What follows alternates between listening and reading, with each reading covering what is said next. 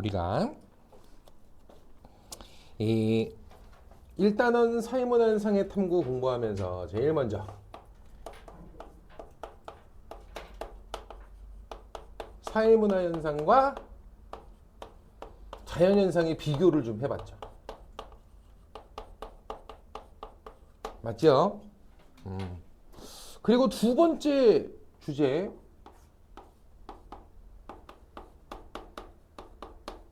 사회문화 현상에 대해서 바라보는 관점.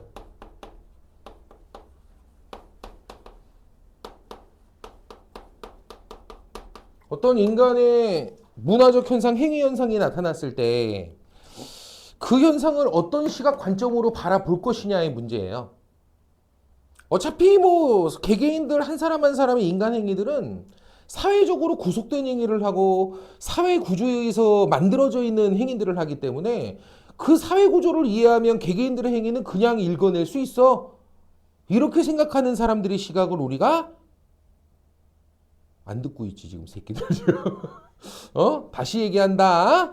어차피 개개 인간들의 행위는 사회 구조적 틀 안에서 만들어진 행위들, 형성된 행위들을 개개인들은 하기 때문에 구조화된 행위들을 하기 때문에 그들을 둘러싼 사회 구조를 이해하면 개개인들의 행동은 그냥 읽혀. 이렇게 생각하는 사람들은 어떤 사회 문화적 현상이 존재할 때 뭐부터 보겠어? 개개인들의 의식 구조부터 들여다보겠어? 그들을 둘러싼 사회 구조에 대한 정의부터 내리겠어? 사회 구조에 대해서 정의를 먼저 내리겠죠. 그걸 읽으면 개개인들의 행위가 그냥 보인다 이거니까. 무슨 소리야? 사람 개개인들은 정말 능동적이고 자율적으로 사고하는 그런 주체들이고, 이 능동적이고 개별적이고 자율적으로 사고하고 행위하는 이 개개인들의 행위들이, 의식들이 그렇게 교류되고 모이고 합의가 이루어나면서 그렇게 사회제도가 만들어지고 변경되고 하는 거지. 알겠죠? 이렇게 생각하는 사람들은 어떤 인간 행위 사회문화적 현상이 나타났을 때 사회 구조에 대한 정의 이해부터 하겠어? 개개인의 의식 구조 분석, 개인 간의 상호작용 관계 분석 이거부터 하겠어? 전자 후자. 후자겠죠. 그걸 미시적 관점이라고 하는 거예요. 괜찮죠 이제? 그지? 그래서 크게 사회문화 현상을 바라보는 관점에는 뭐와 뭐가 있다? 거시적 관점과 미시적 관점이 있다.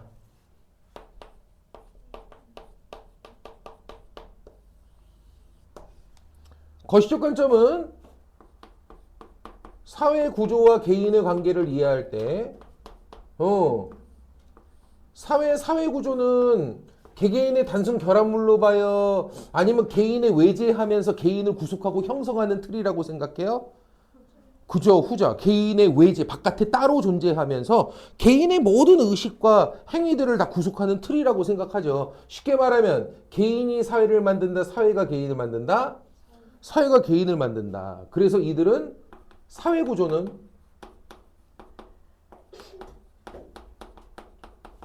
개인의 외제하는 실체. 이렇게 바라봐요. 그리고 사회 구조가 뭐를 만들어? 개개인의 가치와 행동을 구속하죠. 그 구속하는 틀이 사회 구조거든요. 이해됩니까? 그러면 개인은 능동적이고 자율적이고 독립적인 주체예요? 수동적인 존재예요? 수동적인 존재예요. 이 하찮은 것들아. 알았죠? 한국 사회의 수능에서 만들어진 존재들이라고 너희들은. 알았지? 우리 사회가 너희들에게 한계 지어준 그런 사고에서 너희들은 벗어나질 못해. 이해되지? 소민이 자기소개해봐요. 저는 박소민입니다. 또, 고3입니다. 또, 수학을 잘합니다. 또, 키가 큽니다. 키가 큽니다. 또, 힘이 셉니다. 힘이 셉니다. 진짜 그렇게 말할 거야? 더 이상 말할 게 없어요. 민서.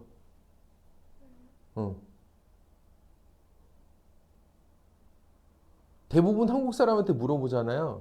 그러면 어디 학교를 다니고 있는 몇 학년 누구입니다. 이거부터 얘기해요. 맞죠? 그죠? 우리는 그거부터 얘기해요. 몇 남 몇제 중 몇째. 부모님은 어떤 그리고 나는 가정 환경이 어땠고. 알겠죠? 이런 걸 얘기하거든요. 한국 사람들은 그렇게 얘기해요. 그런다니까? 약간 사고방식이 약간 섞였어요, 얘는. 미국 사람들은 얘기 안 해요, 그런 걸. 실제로 그러더라고. 자기소개 물어보면 뭐부터 말해요? 자기 이름 얘기하고 그 다음부터는 다 뭐예요? 나는 뭘 좋아하고 어떤 과목을 재밌어하고 어떤 성향을 가지고 있고 취미가 뭐고 자기 얘기만 해요. 어디 소속돼 있고 알겠죠? 가족이 어떻고 이런 얘기는 안 해요. 걔네들. 이해되죠? 그 사회 구조적인 틀에 의해서 개인은 수동적으로 구속되어 있는 존재라는 거거든요. 알겠죠? 지금 화들짝 놀랐네. 혹시 미국에서 좀 살다 왔어요? 아니요. 자 봐. 그래서 개개인들은 이렇게 수동적인 존재들이다. 이 사람들은 생각해요. 시그마 개개인의 단순 결합물이 이코르 사회? 아니 그런 거 아니야. 개인의 단순 결합물이 아니야. 사회는 그거보다 더 거대한 어떤 존재야. 외부적 실체. 개인을 구속하는 외부적 실체. 알겠죠? 이거를 우리가 뭐라고 부르죠? 개인과 사회관계를 바라볼 때 사회는 독자적인 실체, 개인을 외제하는 실체, 사회 실제론이라고 부르지. 뭐라고 부른다고? 그러니까 개인과 사회관계를 바라볼 때 사회는 독자적 실제다. 이 얘기야. 그러니까 이런 시각으로 개인 사회관계를 이해하는 사람들이 항상 구조적인 이해를 먼저 하는 거시적 관점으로 가게 되는 거지. 알겠습니까? 무슨 소리야. 사회가 무슨 실체성이 있나? 사회는 그냥 이름만 붙여진 거지. 아니 개개인들의 의식이 모이고 합의가 일어나면서 사회구조가 만들어지고 개인의 의식이 바뀌고 그만큼씩 합의점이 바뀌면 사회구조는 그만큼씩 변경돼 가는 거지. 사회가 무슨 독자적인 외제적인 그런 틀이 이딴 게 어딨어. 개인을 어떻게 그렇게 수동적으로 바라보나 이 사람들아. 알겠죠? 이렇게 바라보는 시각이 있지. 되십니까? 이런 사람들은 개인은 어떤 존재라고 봐? 자율적이고 능동적으로 사고하고 행위하는 주체라고 이야기해. 알겠습니까? 그리고 이러한 개인들의 의식교류 그리고 합의 과정 이런 것들을 통해서 사회 구조는 형성되기도 하고 또 개인들의 의식교류가 달라지고 합의가 달라지면 그만큼씩 변화되고 하는 거야. 사회구조는. 실체성은 개인밖에 없어. 사회는 독재적 실체성이 없어. 사회는 그냥 이코르 뭐야? 시그마 개개인을 더한 값이 이코르 사회일 뿐 실체성이 없는 존재야. 근데 이름을 붙일 때 개별 구성원들 이름을 하나하나 다 갖다 붙이려니까 너무 길어. 그래서 그냥 사회라고 이름만 붙인 거다. 알아듣겠죠? 돼요? 이런 시각을 우리가 뭐라 그러죠? 사회 명목론이라고 부르지. 사회 명목론. 사회는 뭐일 따름이다? 이름 붙여진 명목일 따름이다. 그런 얘기죠. 됐습니까? 이름 붙여진 것에 불과하다. 명목만 있다. 실체성이 없다. 그러니까 개인 사회관계를 바라볼 때 사회는 명목일 따름이고 실체성이 없다. 이렇게 바라보면 모든 인간행위 현상, 문화적 현상이 나오면 뭐부터 보겠어? 구성원들 한 사람 한 사람부터 들여다봐야지. 얘네 생각이 어떤지, 얘네가 어떻게 의식교류를 하는지 이거부터 들여다봐야 되겠지. 그지? 되십니까? 개인의 의식에 대한 분석, 개인의 의식적 교류를 통해서 어떻게 사회구조가 만들어지고 변경되어 가는가 이걸 설명하는 이론으로서 어떤 이론을 저번 시간 봤었죠? 그렇죠. 상상이론. 상징적 상호작용 이론. 줄여서 상상이론. 맞죠? 다음 시간부터는 상상으로 줄일게요. 상징적 상호작용 이론. 됩니까?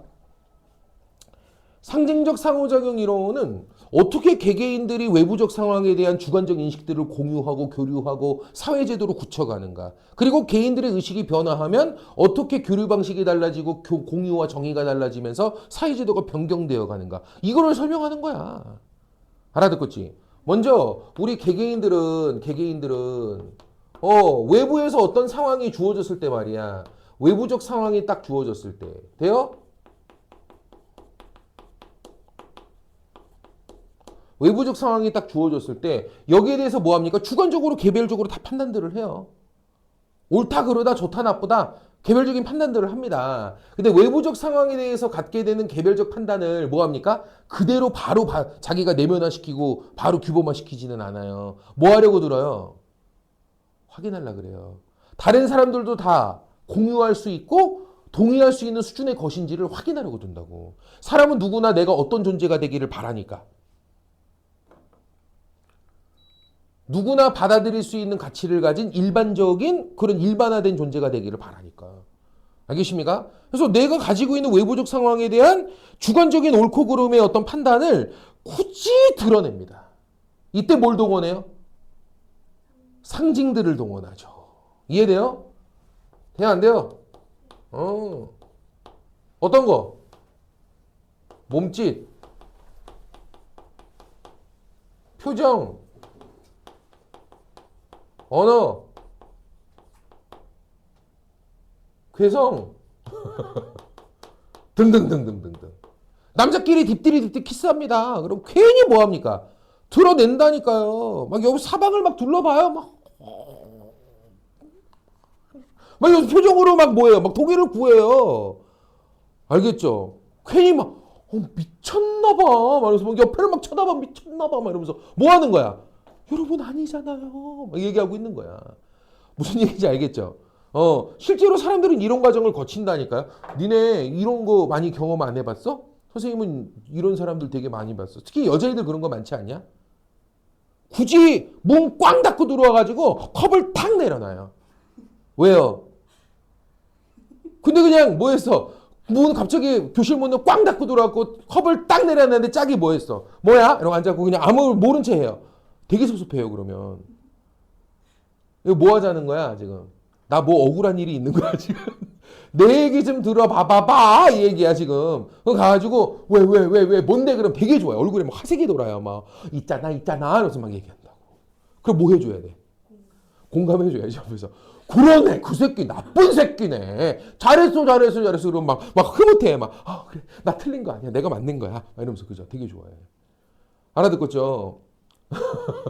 사람들은 자기가 가지고 있는 외부적 상황에 대한 주관적인 판단들을 뭐 하려고 들어?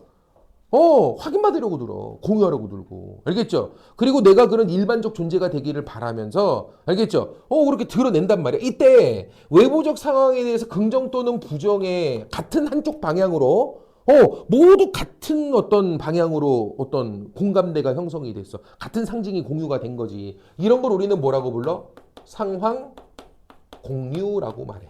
알겠죠? 그러면 남자끼리 그러면 안 되는 거, 이 행동은 나쁜 거, 이런 식의 상황에 대한 정의가 드디어 사회적으로 규정이 되는 거고, 이게 제도화되는 게 사회제도입니다.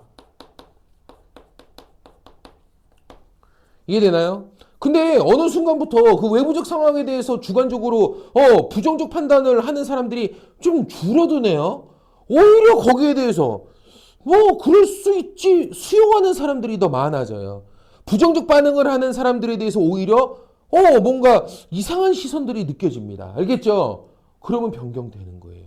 상황 공유가 달라지고 정의가 달라지니까요. 알아듣겠죠? 그거예요. 그럼 어찌 보면 옳고 그름에 대한 우리들의 주관적인 판단들은 결국 공유 상황을 통해서 상황 공유 정의가 일어나게 되면 제도화되는 거고, 주관적 의식이 바뀌어서 상황 공유 상황 정의가 달라지면 변화하는 거니까 절대적으로 올바른 행위, 절대적으로 그릇된 행위란 존재할까 안 할까? 안 해요. 각 사회마다 다 달라요. 구성원들이 똑같은 외부적 상황에 대해서도 공유하는 방식이 다르고 이거 그러거든요. 내 말 이해되나요? 알았지. 이런 거 어떻게 생각해요? 아내하고 전 남편하고 현 남편하고 친하게 지내요. 서로 같이 가끔씩 밥도 먹고. 알겠죠? 현 남편이 바쁠 때는 전 남편한테 좀 집이 위험하니까 집에 와서 좀 있어줘라 부탁도 하고. 서로 이렇게 친하게 지내요. 어때요? 우리는 살짝 여기에 대해서 좀 약간 어색하죠? 저게 가능한 일인가 싶죠, 그죠? 미국은 이런 거 많아요. 그죠? 영화 같은 데도 많이 나오는 장면이에요. 전 남편하고 현 남편하고 만나가지고 막 Hey man 막 요즘 어떻게 지내 서로 막 친하게 대화 나누고 막 그런 게 된다니까. 이해됩니까? 근데 내가 이 신기한 이거 비슷한 걸 봤잖아. 최근에 어디서? 환승연애에서. 뭔지 알아? 환승연애 뭔지 아는구나 너. 환승연애 가끔씩 봐요. 여자의 X가 이렇게 좀 이렇게 그 전에 연애했던 남녀가 지금은 헤어진 남녀들끼리 나와가지고 서로 막 바꿔타기 하냐 다시 재회하냐 막 이거 하는 건데 알겠죠? 근데 보통 하나씩 쌍으로 나오거든요. 헤어진 쌍들이 나오거든요. 근데 이게 나온 거야 요번에 여자의 하나에 전 남친과 전전 남친이 나온 거야 지금. 알겠죠? 골 때리더라고. 전 남친이 나오고 전전 남친이 나왔는데 이 다 헤어진 애들이죠. 근데 다시 재회하냐 마냐 막 이런 건데 얘가 지금 다른 남자한테 지금 껄떡대고 있어요. 이해됩니까? 그러니까 뭐 둘이 친해. 둘이 친해. 형 막. 형 나는 그래도 내 다음 그 남자친구가 형이라서 좋아. 막 이러면서 그죠? 형이라면 난 인정할 수 있어. 막 둘이 막 친하게 지내. 난 이거 보면서 막 그 생각 들었다니까. 야, 이게 그래도 TV에 이런 식으로 나오고 사람들한테 부정적으로 읽히지 않는 분위기야, 지금. 난 이거 나오고 나서 이 여자 완전히 매장될 줄 알았거든. 근데 매장이 아니고 그 이해하는 분위기가 됐더라고, 우리 사회가 벌써. 이해되죠? 솔직히 옛날 같으면 상상도 못할 일이죠. 뭐 이렇게 문란한 년이 다 있어. 맞아, 들려. 옛날 같으면 그런 인식인데 요즘은 그렇지가 않더라고. 얘네들이 바라보는 인식도 그래요. 알았죠? 신기하더라고. 그래서 바뀌고 있는 것 같아. 됩니까? 우리나라도 많이 변해가는 것 같아, 인식들이. 어쨌든 옳고 그름의 가치는 어떻다? 이들이 볼 땐 항상 절대적이지 않다. 그래서 같이 상대주의적 시각을 가지고 있어요. 옳고 그름, 좋고 나쁨의 가치는 시대에 따라 다르고 사회에 따라 각기 다를 수 있다. 절대적인 가치란 존재하지 않는다. 알겠죠? 같이 상대주의적 시각을 가지고 있어요. 사회마다 다르고. 그죠? 다음, 거시적 관점. 이 사람들은 이렇게 개인들의 외부적 상황에 대한 주관적 판단, 이게 어떻게 공유되고 정의가 내려지면 제도가 되고 개인들의 의식이 변화하면서 어떻게 공유가 바뀌고 사회제도가 변경되어 가는가, 개개인들의 의식 구조를 통해서 의식 상황들을 통해서 어떤 사회제도를 설명하는 이런 미시적 관점하고는 달라요. 그래서 지금 얘기할 기능론과 갈등론, 얘네들은 뭐라고요? 둘 다 공통점이 거시적 관점이라서 뭐부터 규정해요? 사회구조란 이런 거야. 사회구조에 대해서 기본적으로 규정 지으려 해요. 사회구조가 갖고 있는 본질 속성. 이해됩니까? 사회구조의 기본 속성에 대해서 먼저 규정 지으려 해요. 그래서 기능론과 갈등론은 공통점은 뭐라고? 사회구조에 대한 정의 규정이 먼저야. 기능론자들은 사회구조는 뭐라고 말해?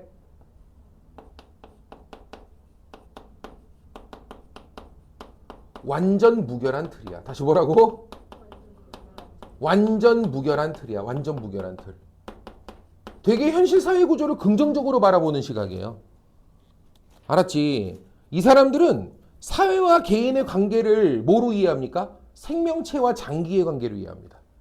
알겠죠? 그래서 이걸 뭐라고 불러? 사회 유기체설이라고 하죠. 유기체가 생명체 아닙니까?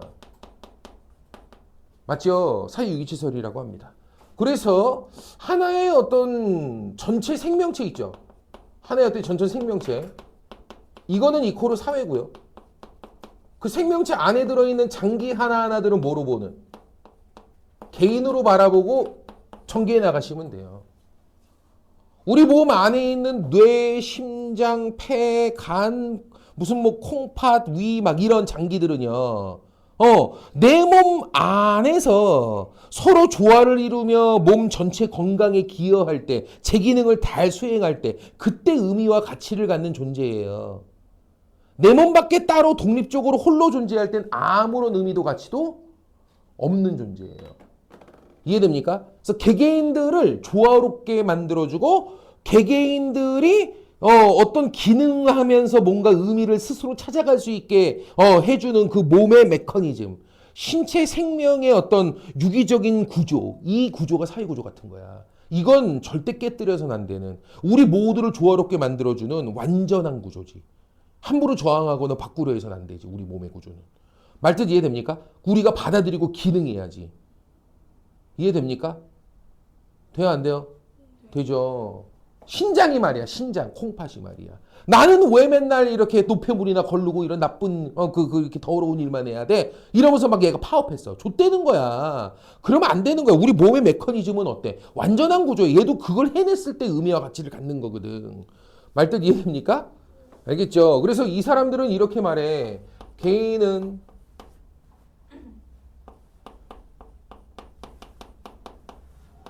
사회 속에서 타 구성원과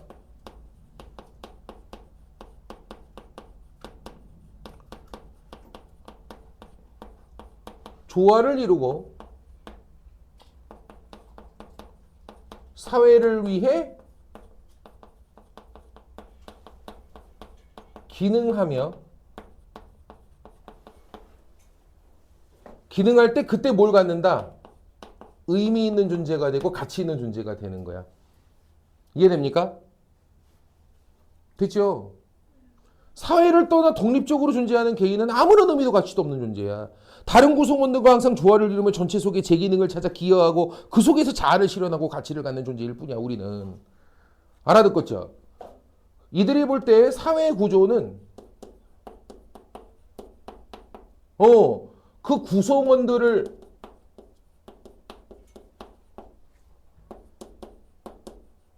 조화롭게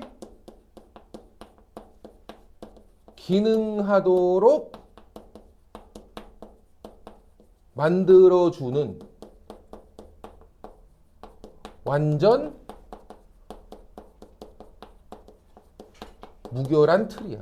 그 메커니즘이라고. 알겠죠?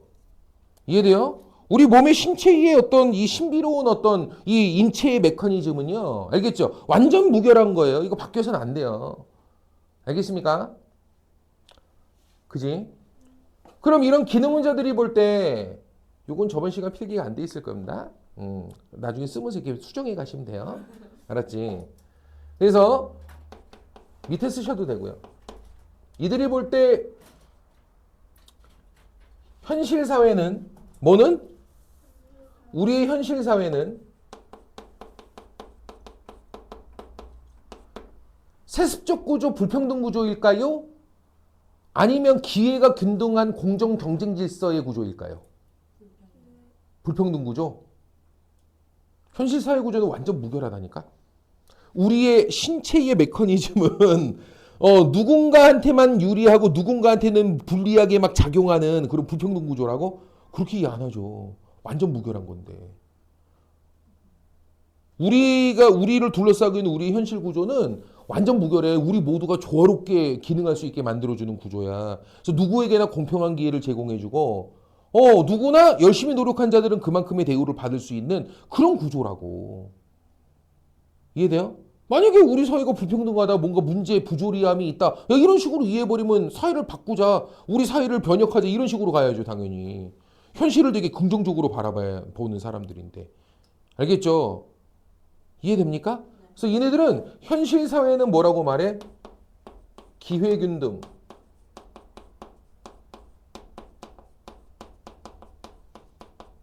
공정질서가 실현되는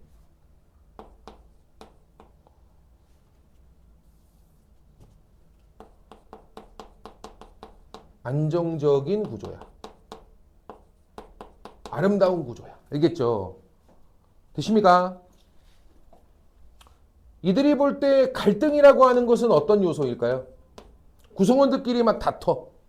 족같은 거야. 다투면 안 돼. 왜 다투고 그래. 이건 전체의 건강을 깨뜨리는, 알겠죠? 그런 요소야. 그래서 갈등은, 응? 갈등은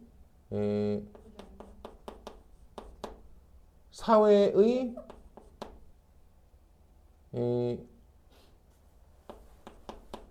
안정을 위협하는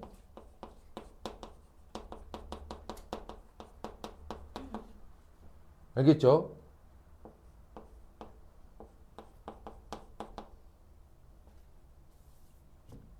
요소로 봐요. 나쁜 거야. 해결 과제야. 됐습니까? 갈등은 없어야 돼. 구성원들이 조화를 이루고 모든 요소를 받아들이고 그럴 줄 알아야 돼. 우리 모두는. 함부로 사회구조에 대해서 막 저항하려고 들고 바꾸려고 하고 서로 갈등하고 이런 건 있으면 안 돼. 알았지? 이들이 볼 때 사회제도 법 이런 것들은 뭐야? 우리 모두가 합의한 것이 반영된, 쉽게 말하면 우리 모든 구성원이 동의할 수 있는 수준의 것이야. 모든 구성원이 동의의 기초에서 만들어지는 거야. 우리 모두가 수용할 수 있는 그런 것들이 우리 사회제도 법이라고 말해. 말 그대로 뭐 가장 보편적이고 일반적이고 정의로움이 다 들어있는 구조라고 말하는 거지. 알겠습니까? 저번 시간 봤던 게 여기까지였던 것 같아요. 그죠? 선생님 잠깐 전화 한 통화만 하고 올 테니까 5분만 쉬. 자, 보자.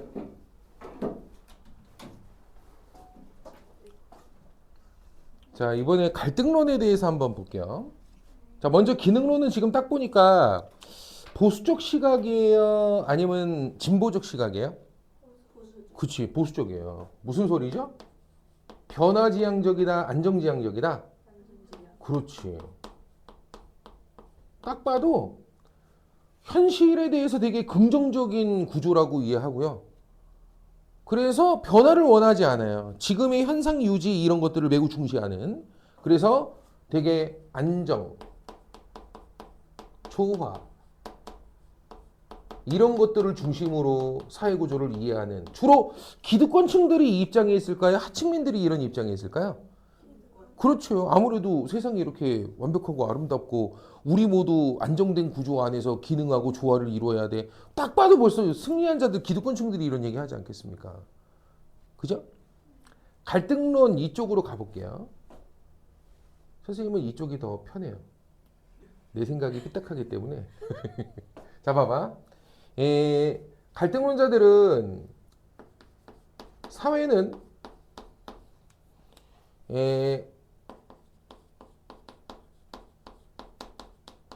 희소 가치를 둘러싼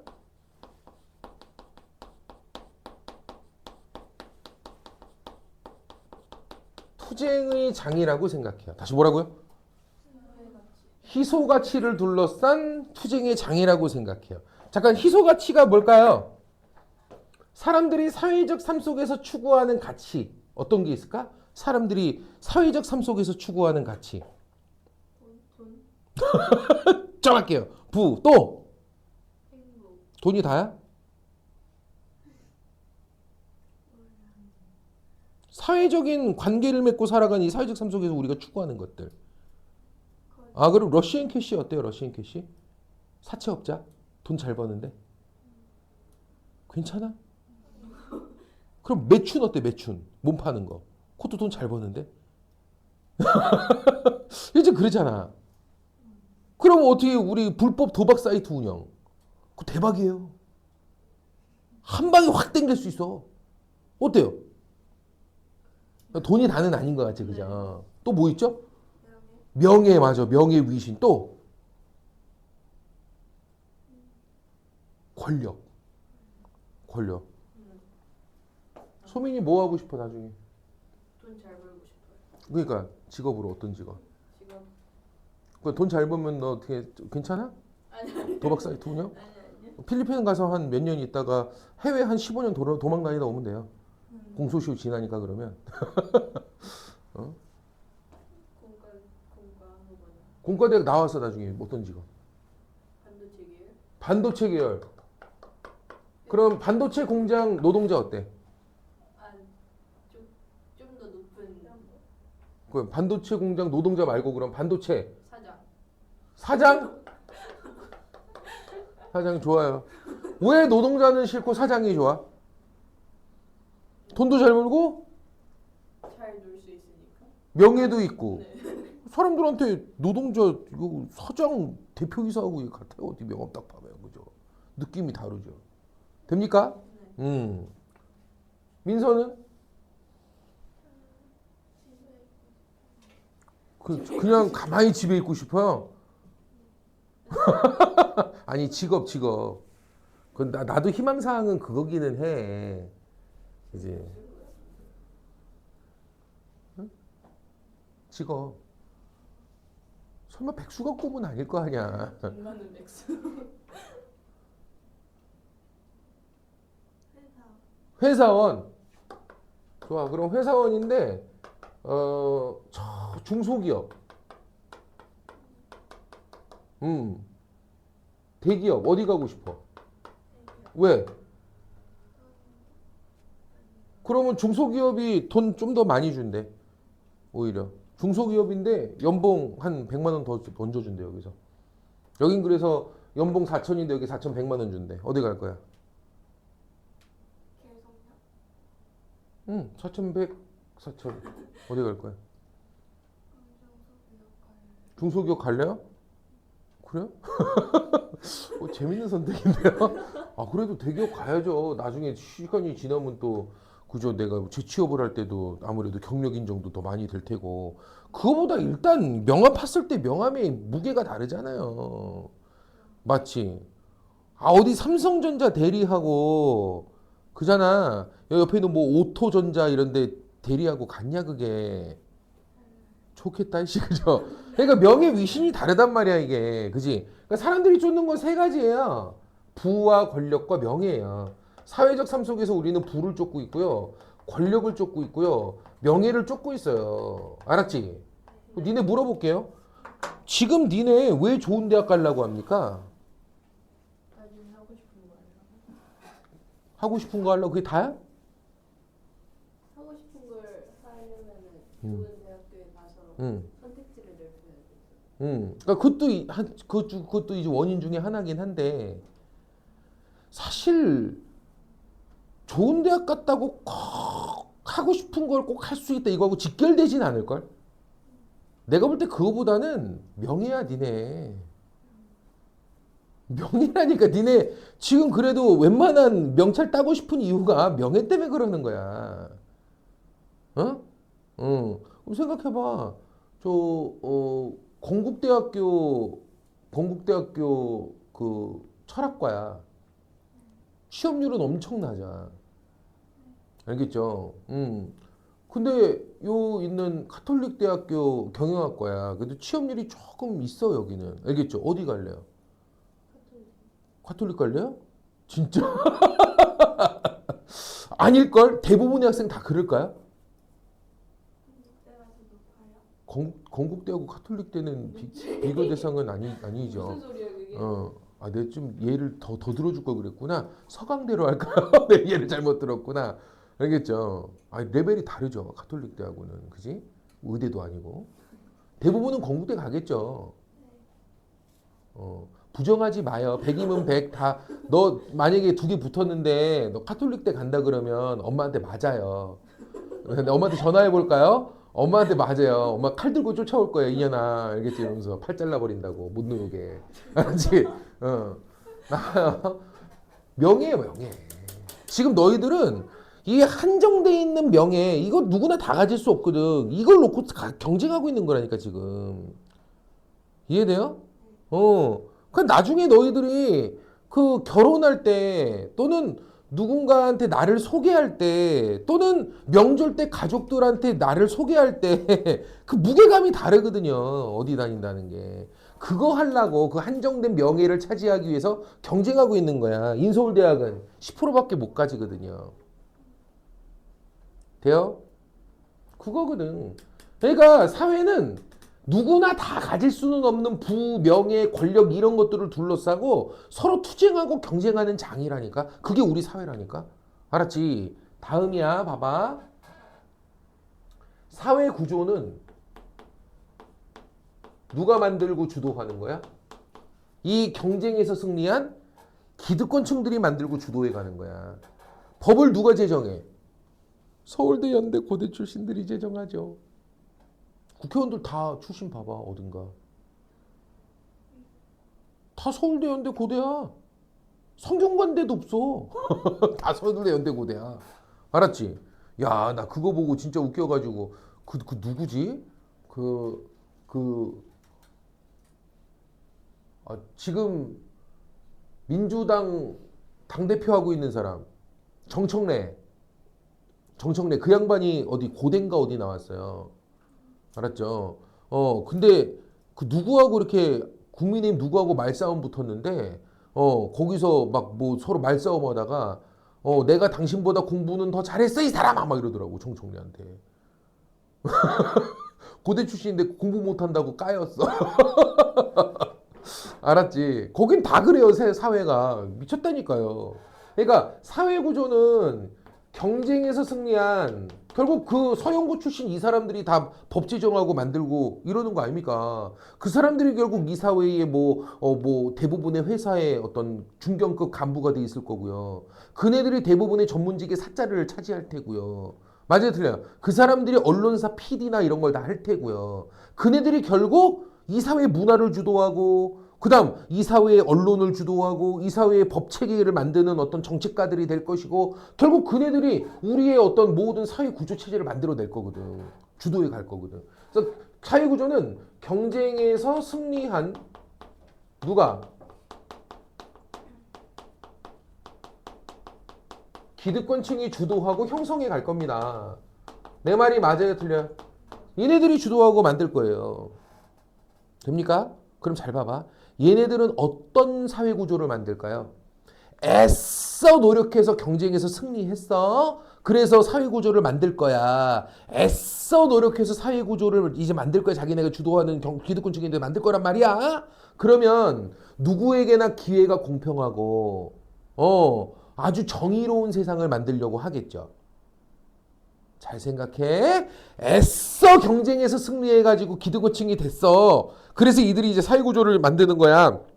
그러면 애써 노력해가지고 피 터지게 공부해가지고 결국 기득권층이 된 다음에 이 세상이 정말 공정하고 정의롭고 기회가 균등하고 막 이런 사회구조를 만들려고 하겠죠? 그럴 리가요. 그거 하려고 무슨 독수리 오영재야? 무슨 세계평화 기여하고자 공부했냐? 그럴 리가 없잖아요. 맞아요, 틀려요? 맞아요. 맞죠. 누구한테 유리한 구조 만들겠냐? 그렇지. 기득권층에 유리한 구조 만들겠죠. 뻔한 거 아닙니까? 그래서 이네들이 볼 때,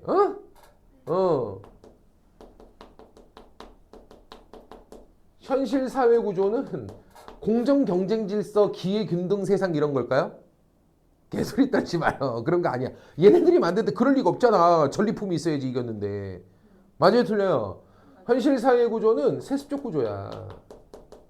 불평등 구조야. 누구에게나 기회 공평 개소리 떨지 마. 알겠죠? 불평등한 구조야. 되십니까? 오케이. 이네들이 볼 때 사회제도는 뭐야? 법. 우리 사회의 법은 모두가 합의할 수 있는 수준의 보편 가치에 근거한 거야? 아니에요. 그럼 누구끼리 합의한 거야? 기득권. 기득권층끼리 합의한 거야. 이걸 우리는 특정 집단끼리 합의해서 만든 거야. 그 특정 집단이 누구겠어? 그렇지. 모두의 구성원들이 동의할 수 있는 수준의 그런 인류 보편 가치에 근거가 있단 거 아니야. 특정 집단 지들끼리 만든 거야. 이걸로 만들어지는 거야. 알겠습니까? 그죠? 그러면 이네들이 볼 때 갈등은 뭐야? 그렇기 때문에 있을 수밖에 없어. 당연하죠. 기득권층들이 경쟁에서 애써 승리해서 자기들에게 유리하게 불평등하게 사회구조를 만들어. 하지만 이네들은 뭐 할까? 포장할 거야. 그렇지 않은 것처럼. 그치, 겉으로는 그렇지 않은 것처럼 포장해야죠. 누구에게나 기회가 공평하고, 알겠죠? 그런 사회인 것처럼 정당화시키고 이걸 포장을 해놓겠죠. 처음에는 이게 먹혀. 그래서 사람들은 뭐 해? 사실상 내막을 들여다보면 기득권층들에게만 유리하게 짜여진 구조인데 인식을 잘 못해. 그리고 마치 이게 평등한 세상인 것처럼 그렇게 인식하고 그냥 수긍하고 산다고. 알겠죠? 근데 이게 언젠가 드러나는 시점이 나와. 반드시 문제점은 언젠가는 한번 스스로의 문제점을 드러내게 돼 있어. 사회구조 속에. 녹아있는 이런 문제가 폭발되는 드러나는 시기가 온다고. 그럼 이게 딱 드러나는 순간 사람들은 뭐 할까? 저항하기 시작해. 이해됩니까? 그 순간 여기에 대해 사람들은 저항하기 시작한다고. 이건 아니지. 이해됩니까? 그리고 갈등은 있을 수밖에 없는 거야. 보통 그 포장, 이게 벗겨지는 순간이 언젠가 한 번씩은 사회적인 이슈로 드러나게 돼. 알았지? 선생님이 간단하게 이런 얘기해 볼게. 너희들은 지금 우리의 현실 입시 구조, 교육 구조가 공평하고 기회균등하다고 생각하시나요? 아니야? 왜?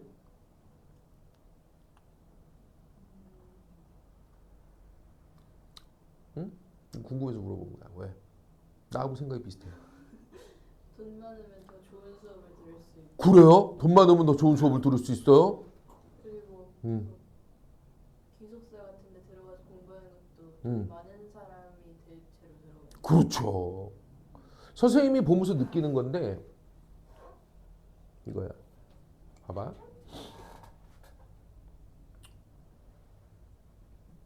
대부분 우리 재벌 2세, 3세 막 이런 애들 보면 학벌이 좋아요. 한양대가 최저예요.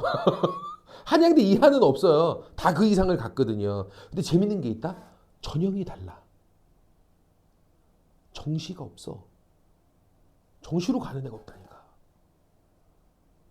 학교장 추천 전형, 뭐 학생부 교과 전형이 없어. 다 뭘로 가?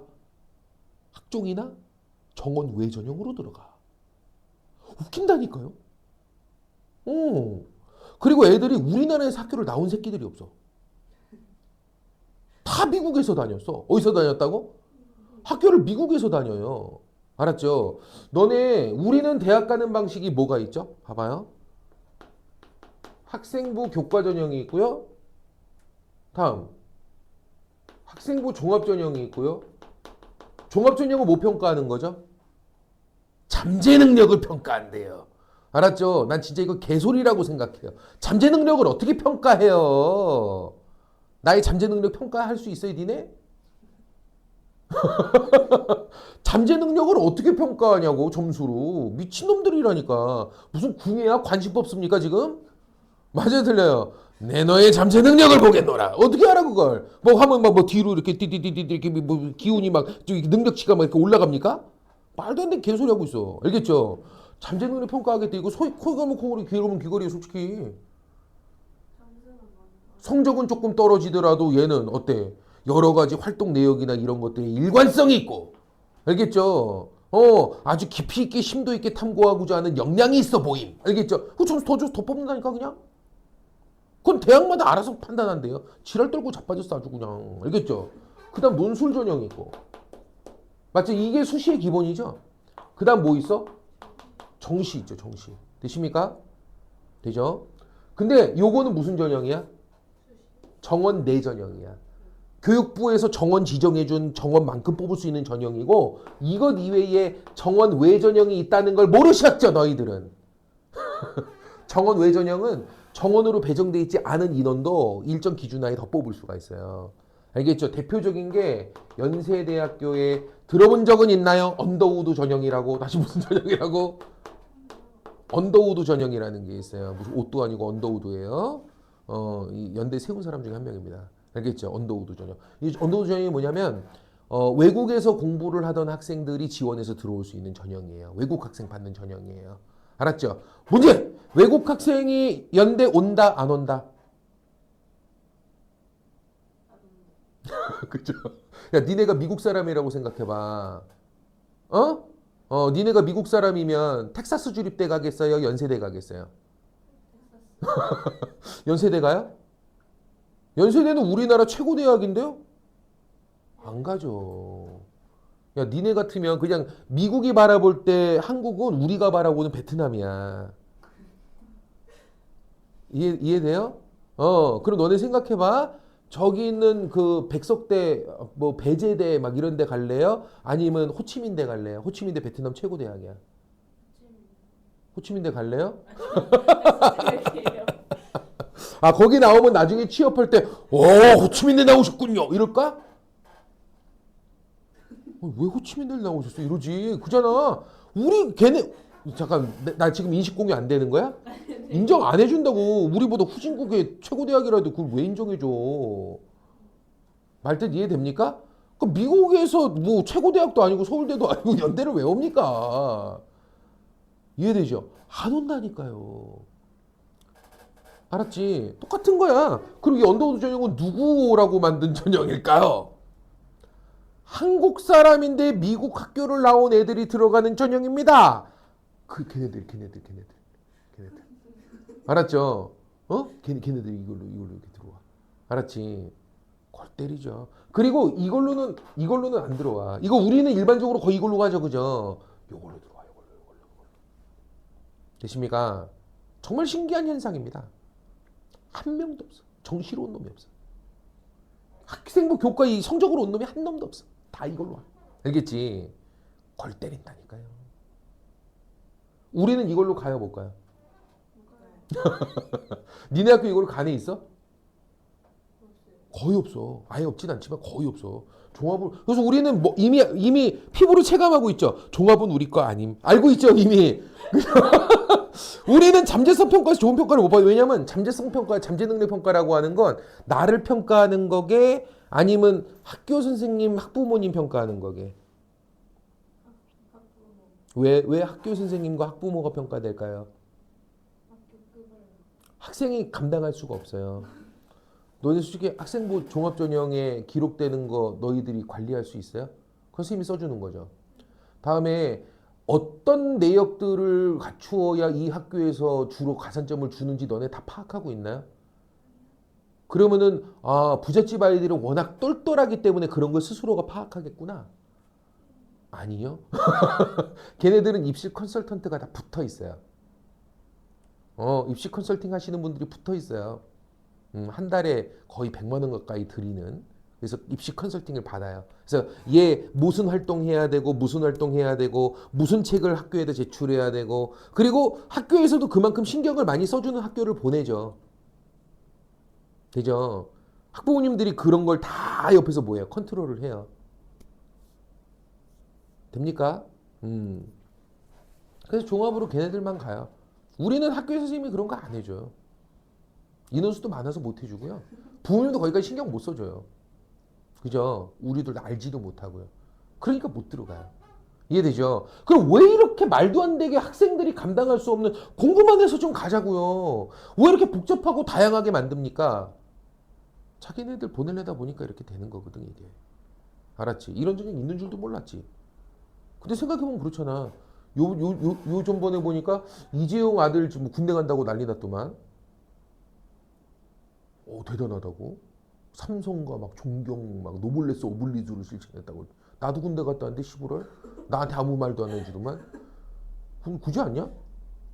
그잖아. 그 새끼는 다 늙어갖고 가는 거고. 그지? 난 제 나이 때 젊을 때 닦아갖고 내 청춘 다 바치고 왔는데. 맞아요, 틀려요? 맞지? 난 뭐 아무것도 안 해주더만 사회에서. 왜 걔만 그렇게 물고 빨고요, 님이를? 맞아요, 틀려요? 맞지? 걔 학교 어디서 나왔게? 왜 미국 갔는지는 알아요? 원래 영훈국제고라고 입학을 시켰어, 애를. 영훈국제고 왜 들어갔게? 성적이 전혀 안 되는 애였거든? 한부모 자녀 전형으로 들어갔어요. 이혼했잖아, 이재용이가. 그래서 이혼해가지고 한부모 자녀 전형으로 해갖고 입학을 시킨 거야, 애를. 야, 그게 좀 사회 배려자. 그 사람이 배려받긴 좀 그러지 않냐? 그냥. 근데 그 사회 배려 전형으로 들어간 거야. 나중에 이게 뽀록이 나가지고 사회적으로 이슈가 됐어요. 그래갖고 학교 다니면서 막 애들한테도 조금씩 약간 뭔가 애들이 좀 학교 애들이 좀 싫어하기도 하고. 왜? 이게 뽀록으로 들어온 애고 거기다 말도 안 되는 전형으로 들어왔으니까. 그러다 보니까 애가 적응을 못한 거야. 그래갖고 빼가지고 미국에서 학교 보냈죠. 되죠? 그래갖고 애가 미국 시민권 따버린 거야. 한국 사람이 아니고 미국 시민권 따버린 거야. 근데 그거 이제 우리나라 군대 온다니까 막 사람들이 박수 치고 막 우에 막 이러고 있는 거야. 알아듣겠죠? 되죠? 내막을 알고 보니까 걔네들은 우리하고 대학 보내는 방식이 다른 걸 알겠죠? 우리들하고 전혀 다르다니까요. 사회 구조는 절대 모두에게 공평하지 않아. 기득권층에게 유리하게 짜여져 있고요. 그네들끼리 합의해서 이런 말도 안 되는 전형들 만들어내면서 복잡하게 만들어갖고 지네 새끼들 막 갖다 불러갖고 꽂아놓고 막 지랄 떠는 거거든. 이해됩니까? 근데 평상시에는 이게 이렇지 않은 것처럼 진짜 누구나 공평한 사회에서 살아가는 것처럼 그렇게 포장을 해요. 알겠습니까? 이게 드러나면 안 되니까 어떻게 포장할까요? 그래서 이거 만든 거야. 학교에서 공부만 열심히 하면 뭐 할 수 있어요?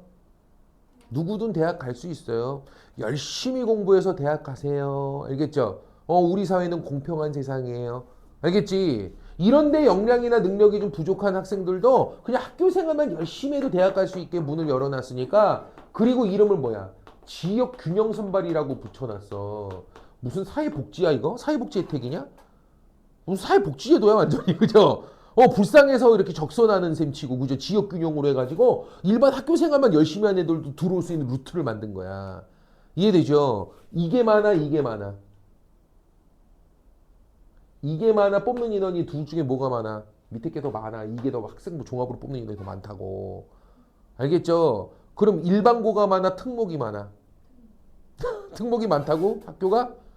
야, 특목은 일반고가. 그렇지 뭐 비교할 바도 못 되죠. 특목하고 일반고는. 맞죠? 근데 일반고는 이걸로 가는 거고 특목은 뭐 이걸로 가는 거 아닙니까? 근데 학교가 이게 더 많다니까?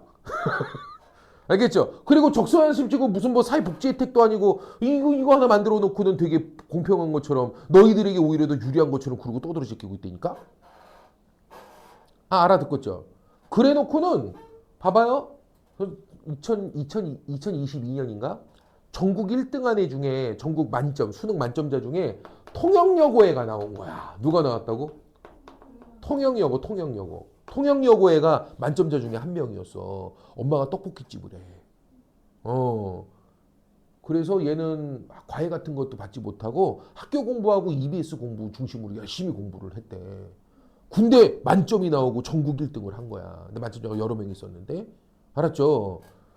광고를 TV란 TV, MBC, KBS, SBS 거기에서 전부 통역여고 누구 알겠죠? 집에서 열심히 그냥 학교 다니면서 공부하고 자율학습 11시까지 하고 학교에서만 열심히 했던 아이인데 얘 1등 했다 만점 나왔다 계속 광고하고 애 불러갖고 막 인터뷰하고 난리를 죽여요. 알았죠? 너네 이거 보면서 무슨 생각이 들어? 이거 왜 이렇게 할까? 생각해보면 만점자 중에 얘 말고 나머지 만점자 애들은 전부 막 과외 때려하고 알겠죠? 전부 주요 학군지에서 막 학원 뺑뺑이 돌고 막 이랬던 애들이거든요. 근데 걔네들은 한마디도 안 나와. 정말 드문 얘 하나만 가지고 그렇게 열심히 광고해야 된다니까. 마치 이렇게만 해도 누구나 다 쉽게 대학 갈 수 있는 것처럼. 사회는 광고하고 있는 거야. 보세요, 여러분. 지들이 안 해놓고 나중에 무슨 뭐 사회가 불공평했네 나는 기회가 없었네 떠들고 자빠졌지. 봐, 얘 봐. 우리 사회 얼마나 공정한데 얼마나 공평한데 지들이 안 해놓고 맨날 사회 탓하고 남 탓하고 있지. 환경 탓하고 있지. 이거 얘기하고 싶은 거야 이게. 뭔 얘기인지 이해됩니까? 알았지? 이런 식으로 포장이 된다니까요. 그러니까 우리는 깜빡 속아가지고 뭐 하는 거야. 와 진짜 공평하구나. 내 탓을 해야지 무슨 환경 탓을 하고 자빠졌어. 이러면서 열심히 공부하고 있다고. 이해됩니까? 사회는 기득권층들이 주도하는 세상이에요. 불평등 구조고요. 그들에게 기울어져 있어요. 그래서 우리 경기장은 공정한 경기장이 아니고 기울어진 축구장이에요. 이미 기울어져 있는 축구장이라고. 알겠죠? 근데 그거를 속이기 위해서 교묘하게 위장하고 있죠. 언론을 동원하고 알겠죠? 이러면서 그 제도상에도 이런 것들을 집어넣어가지고 뭐해. 교묘하게 이 새끼들이 위장해내고 있죠. 무슨 말인지 알겠습니까? 근데 이게 효과가 있을 때는 사람들은 그냥 그런갑다 하고 살아가겠지만 이게 언젠가 뭐 하게 돼? 드러나는 시점이 오죠. 반드시. 알겠죠? 언제 한번 이게 크게 드러났을까요? 응? 난 두 번의 사건이 떠오르는데 한 번은 드라마.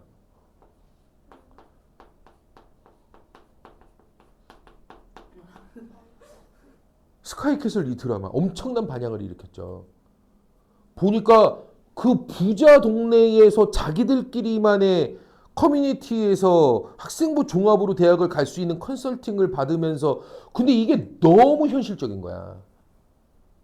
우리는 감히 범접할 수 없는 고등학생이 막 무슨 뭐 대학교 교수들과 같이 막 토론하고 실적을 막 기록해내고 알겠지? 이걸 평가해가지고 학생을 막 무슨 선발해서 잠재성 평가랍시고 뽑아내고 성적이 나빠도 얘는 무슨 뭐 괴테하고 관련된 뭐 서적을 같이 읽고 토론을 했던 경험이 있고 막 이런 걸 잠재성 평가로 막 넣는다고. 괴테 같은 소리하고 자빠졌네. 알겠죠?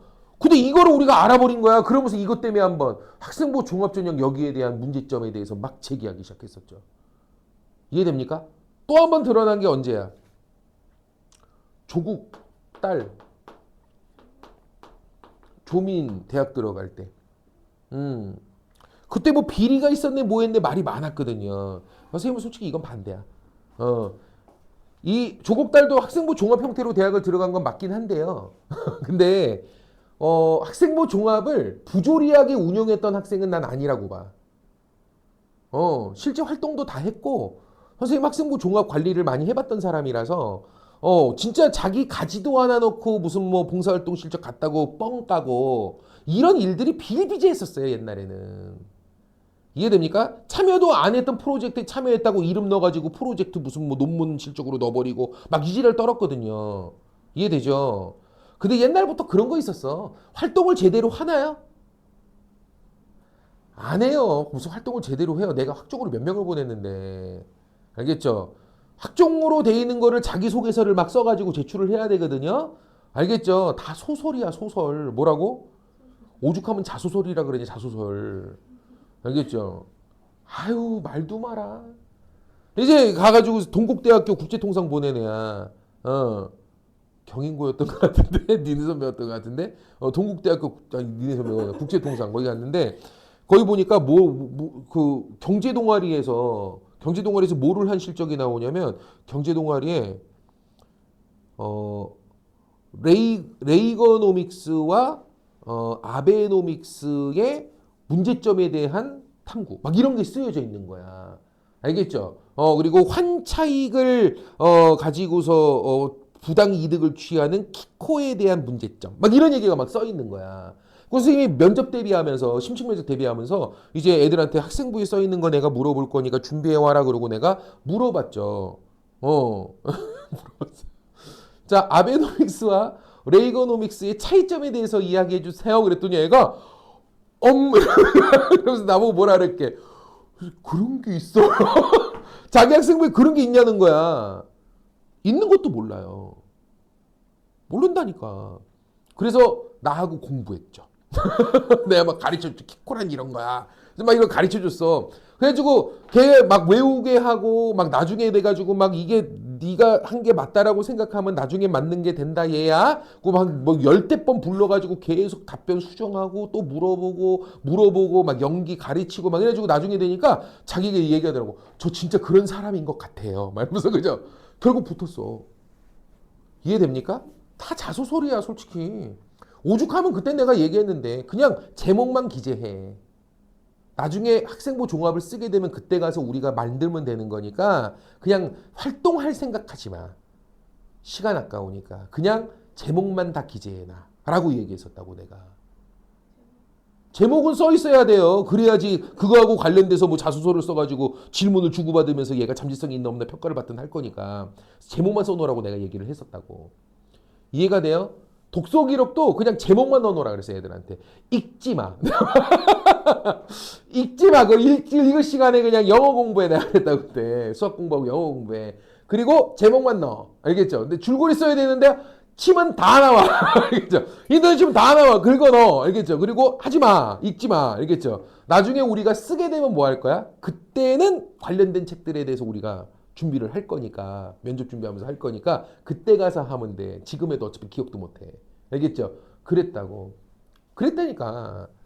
알겠죠? 그 선생님이 어떻게 얼마짜리 컨설팅을 했던 거야 애들한테. 그지? 근데 여기는 조국 딸내미는 이제 그런 걸 했어. 근데 심지어 얘는 나중에 재판 가가지고 이거 막 검증하고 막 했거든. 근데 갔더라고. 실제로 무슨 프로젝트가 있으면 프로젝트에 참여를 해요, 애가. 물론 활동하는 것에 비해서 뻥튀기 돼서 써있기는 해. 알겠죠? 근데 나는 이거는 진짜 양반이라고 생각해. 참여한 게 어디야. 알겠죠? 좀 얘기가 뻥튀기로 써있기는 하더라도. 알겠죠? 그 정도는 약과야. 근데 결국 유죄 판결 나가지고 난리 났었죠. 근데 어찌됐든 이때 당시 이 학생부 종합전형이라고 하는 게 얼마나 말도 안 되게 운영이 됐었는지, 일반인들은 접근할 수 없도록 만들어 놓고 지네들끼리 뭔 짓거리를 했던 건지 이런 것들이 막 드러나면서 박탈감 느끼고 난리가 났었죠. 이해됩니까? 그러니까 이런 식으로 뭔가 하나의 이슈를 통해서 교묘하게 아무 문제 없이 아주 공정한 세상인 것처럼 포장돼 있던 이 사회 안에 내재된 모순과 문제점, 불평등한 요소들이 이런 사회적 이슈를 통해서 한 번씩 드러나게 된단 말이에요. 그러면서 이게 갈등과 저항을 불러오죠. 이해됩니까? 근데 이 저항은 어때? 꼭 필요해. 왜냐하면 이런 저항이 없으면, 이런 부조리함은 절대 바뀔 수가 없는 거거든. 이해됩니까? 사회의 또 하나의 자연스러운 면이야, 이게. 자연스러운 섭리라고. 기득권층 중심으로 움직이지만 반드시 이 부분은 언젠가는 반드시 뭘 불러오게 돼? 갈등과 저항을 불러오게 돼. 그리고 이런 저항 끝에 일반적으로 나타날 수밖에 없는, 필연적으로 나올 수밖에 없는 갈등과 저항 상황을 통해서 이걸 극복하면서 사회는 발전하게 되는 거야. 갈등은 그래서 사회의 발전의 원동력이 돼. 야, 기득권층들은 자기들에게 유리하게 만든 이 불평등한 사회 구조를 스스로가 나중에 깨달아가지고, 스스로가 양심의 가책을 느껴가지고, 스스로가 알아서 조금씩 이렇게 호혜적으로 그 공정한 세상, 공정한 구조로 조금씩 스스로 바꿔줄까요? 그럴 리가 없죠. 그 인지상정이 어떻게 따낸 건데 그걸 스스로가 알아서들 내놓습니까? 시혜적, 호혜적으로 그냥 내놓는다고요? 그럴 리가 없잖아요. 저항이라는 게 있어야만 문제점은 개선될 여지가 생기는 겁니다. 그래서 저항은 자연스러운 거고요. 갈등은 자연스러운 거예요. 갈등은 그리고 오히려 사회 문제를 크게 부각시킴으로써 뭔가 변화 발전할 수 있는 계기를 마련해 주죠. 이해됩니까? 갈등은 그래서 꼭 필요하다라고 봐요. 사회는 지금까지 그렇게 뭐 해왔다는 거야? 변화, 발전해 왔다는 거야, 항상. 이해되죠? 이런 식으로 바라보는 게 거시적 관점이에요. 갈등론이에요, 갈등론. 갈등론은 보수적인 관점이 아니죠. 무슨 관점이에요? 진보적인 관점이에요. 안정, 조화 중심 시각이에요? 아니면 발전, 변화 중심 시각이에요? 그렇지. 발전 지향적 시각이에요. 사회는 이렇게 발전해 간다. 이게 자연스러운 거다라고 이야기해요. 그래서 사회구조는 기본 속성이 뭐냐면 기득권층에게 유리하게끔 짜여져 갈 수밖에 없고요. 그렇기 때문에 저항이 있을 수밖에 없고요. 그런 저항을 통해서 끊임없이 조금이라도 나아가면서 발전해가는 게 사회구조라고 봐요. 이게 사회구조 기본 속성이야. 알아듣겠죠? 그래서 우리 사회구성원들은 항상 뭐 해야 돼? 사회구조에 녹아있는 그런 아직 잔존해 있는 불평등한 요소들에 대해서 인식하고 그것을 변화시키려고 우리는 깨달아야 돼. 그게 매우 중요해. 알아듣겠어? 되죠? 잠깐 쉬었다가 뭐 볼 거냐면 사회 불평등 현상에 대해서 좀 볼 거거든. 뭘 본다고? 사회 불평등 현상. 사회 불평등 현상은 뭘까요? 사회적 희소 가치가 차등 배분된 상태야. 다시 뭐라고? 사회적 희소 가치가 차등 배분된 현상. 다시 뭐라고?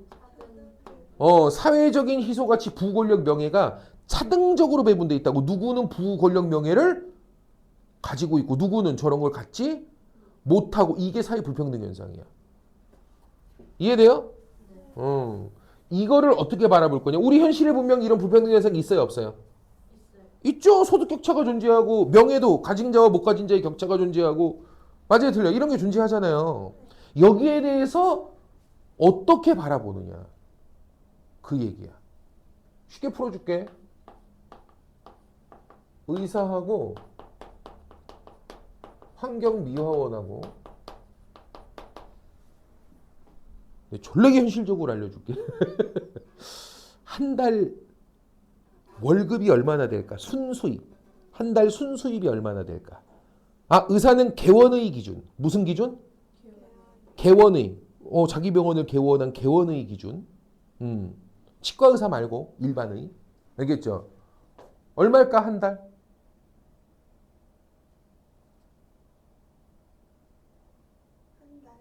한 달 얼마 벌까? 뭐 비용 같은 거 다 빼고 순수입으로 가져가는 거. 한 달 개원에 5천? 너 생각보다 또 담이 크구나. 그죠? 야, 한 달 5천이면 무슨 한 달 매출이 얼마인 거야 도대체? 그죠? 무슨 전쟁터에다 병원 차렸나? 그죠? 그지?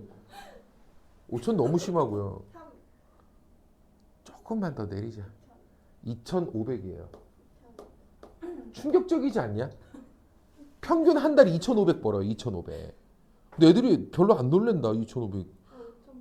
5천까지는 5천 버는 사람도 있긴 하겠죠. 일반적으로는 2,500 정도 번대요. 알았지? 그죠? 환경미화원 한 달 얼마 벌까요?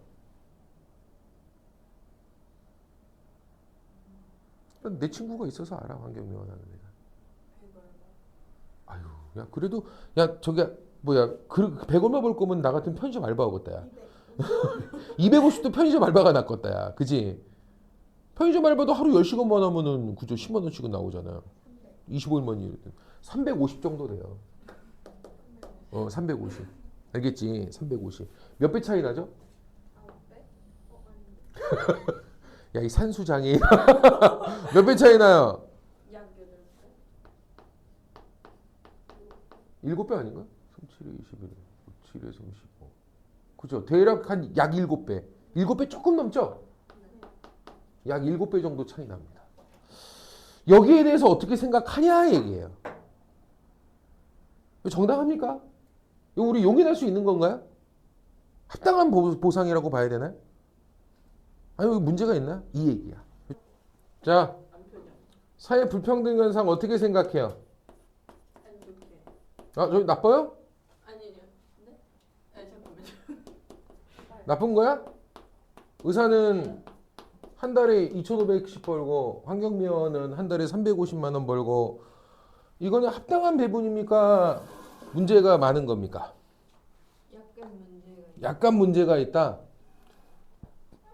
조금 조정되면 괜찮다. 어느 정도? 의사가 조금 덜 2천만 원? 아, 환경미화원이 한 500? 한 4배 차? 의사가 조금 더 적게 받고 1,500? 네. 환경미화원이 1,000? 네. 그 정도면 용인할 수 있다? 네. 왜 그래도 의사가 더 받는 게 괜찮아? 의사가 되려면 그만큼의 노력과 시간이 투자돼요. 더 많은 노력과 더 많은 능력을 갖추었으니까. 그지? 의료 기능은 누구나 쉽게 담당하기 어려운 좀 고차원적 기능이고, 저 환경미화 기능은 뭐 별 노력 없이도 누구나 쉽게 담당할 수 있는 저차원적 기능이고, 그죠? 그리고 그만한 또 노력을 기울였으니까, 합당한 배분 아니냐. 근데 저건 너무 정도가 좀 심하다. 좀 조정되면 괜찮다. 그지? 넌 어떻게 생각해?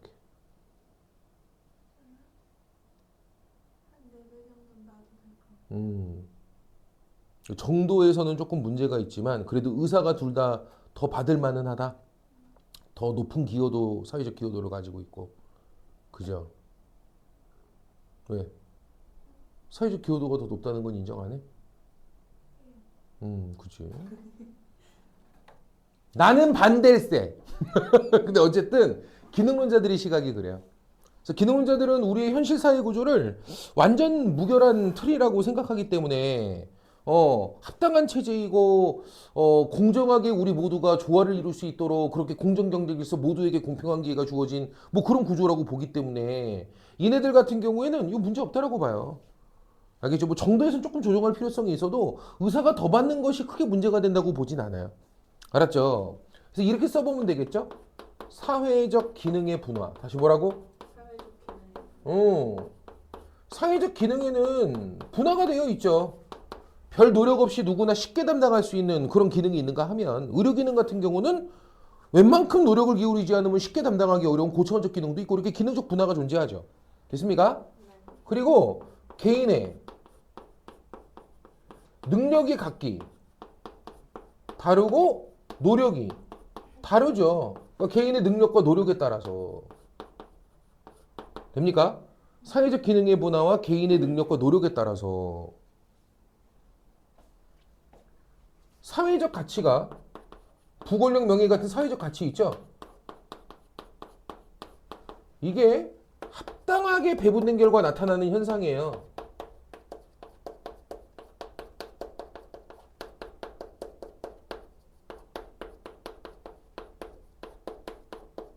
그리고 어떤 사회에나 있을 수밖에 없어요. 기능적 분화가 존재하고 개인 능력 노력 정도가 다른데 뭐 똑같이 배분받는 게 말이 됩니까? 그럼 누가 의사한다고 저렇게 열심히 노력하겠어요? 알았죠? 그러니까 이런 결과가 나타나는 보편적인 현상이야. 어느 사회나 예나 지금이나 항상 있어 왔고요. 알겠죠? 없을 수 없어요. 필수적이에요. 필수 불가결한 현상이에요. 그래서 얘네들은 얘기합니다. 이런 차등적으로 노력을 기울였을 때, 더 많은 노력을 기울였을 때 차등적으로 더 많이 받을 수 있다는 이런 차등적 분배에 대한 기대치가 존재하지 않으면 누가 열심히 사회적 삶을 살아가겠냐. 알았죠? 그래서 얘네들은 차등 분배 기대치가 있어야만, 다시 뭐라고? 차등적인 분배에 대한 기대치가 있어야만, 사람들은 사회적으로 열심히 살아갈 수 있게 만드는 원동력이 돼준다. 그래서 사회적 삶의 동기가 돼준다.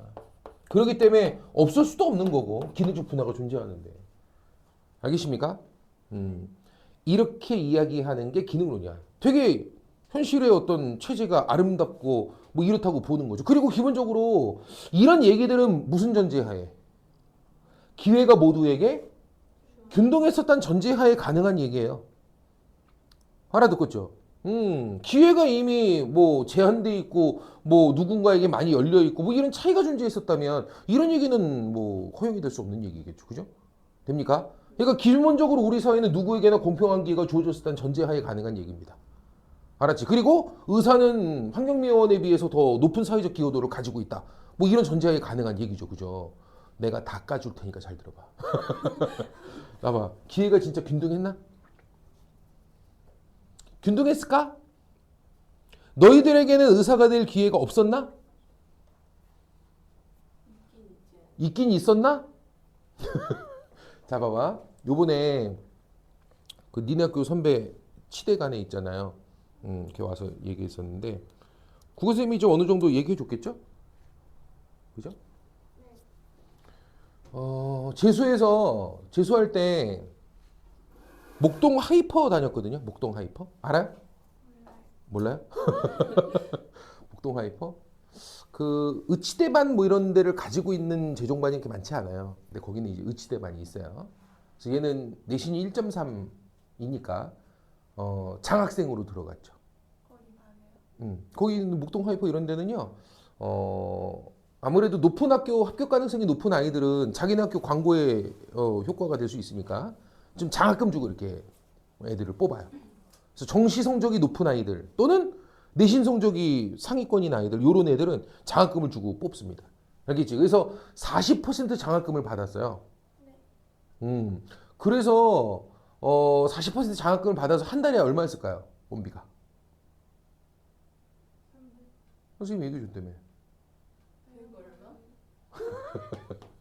400이었습니다. 얼마였다고요? 이 몇 프로 할인받은 금액이라고요? 40% 할인받은 금액이에요. 알았죠? 그러면 할인 안 받으면 얼마게요? 650 정도 됩니다. 되죠? 한 요 정도 돼요.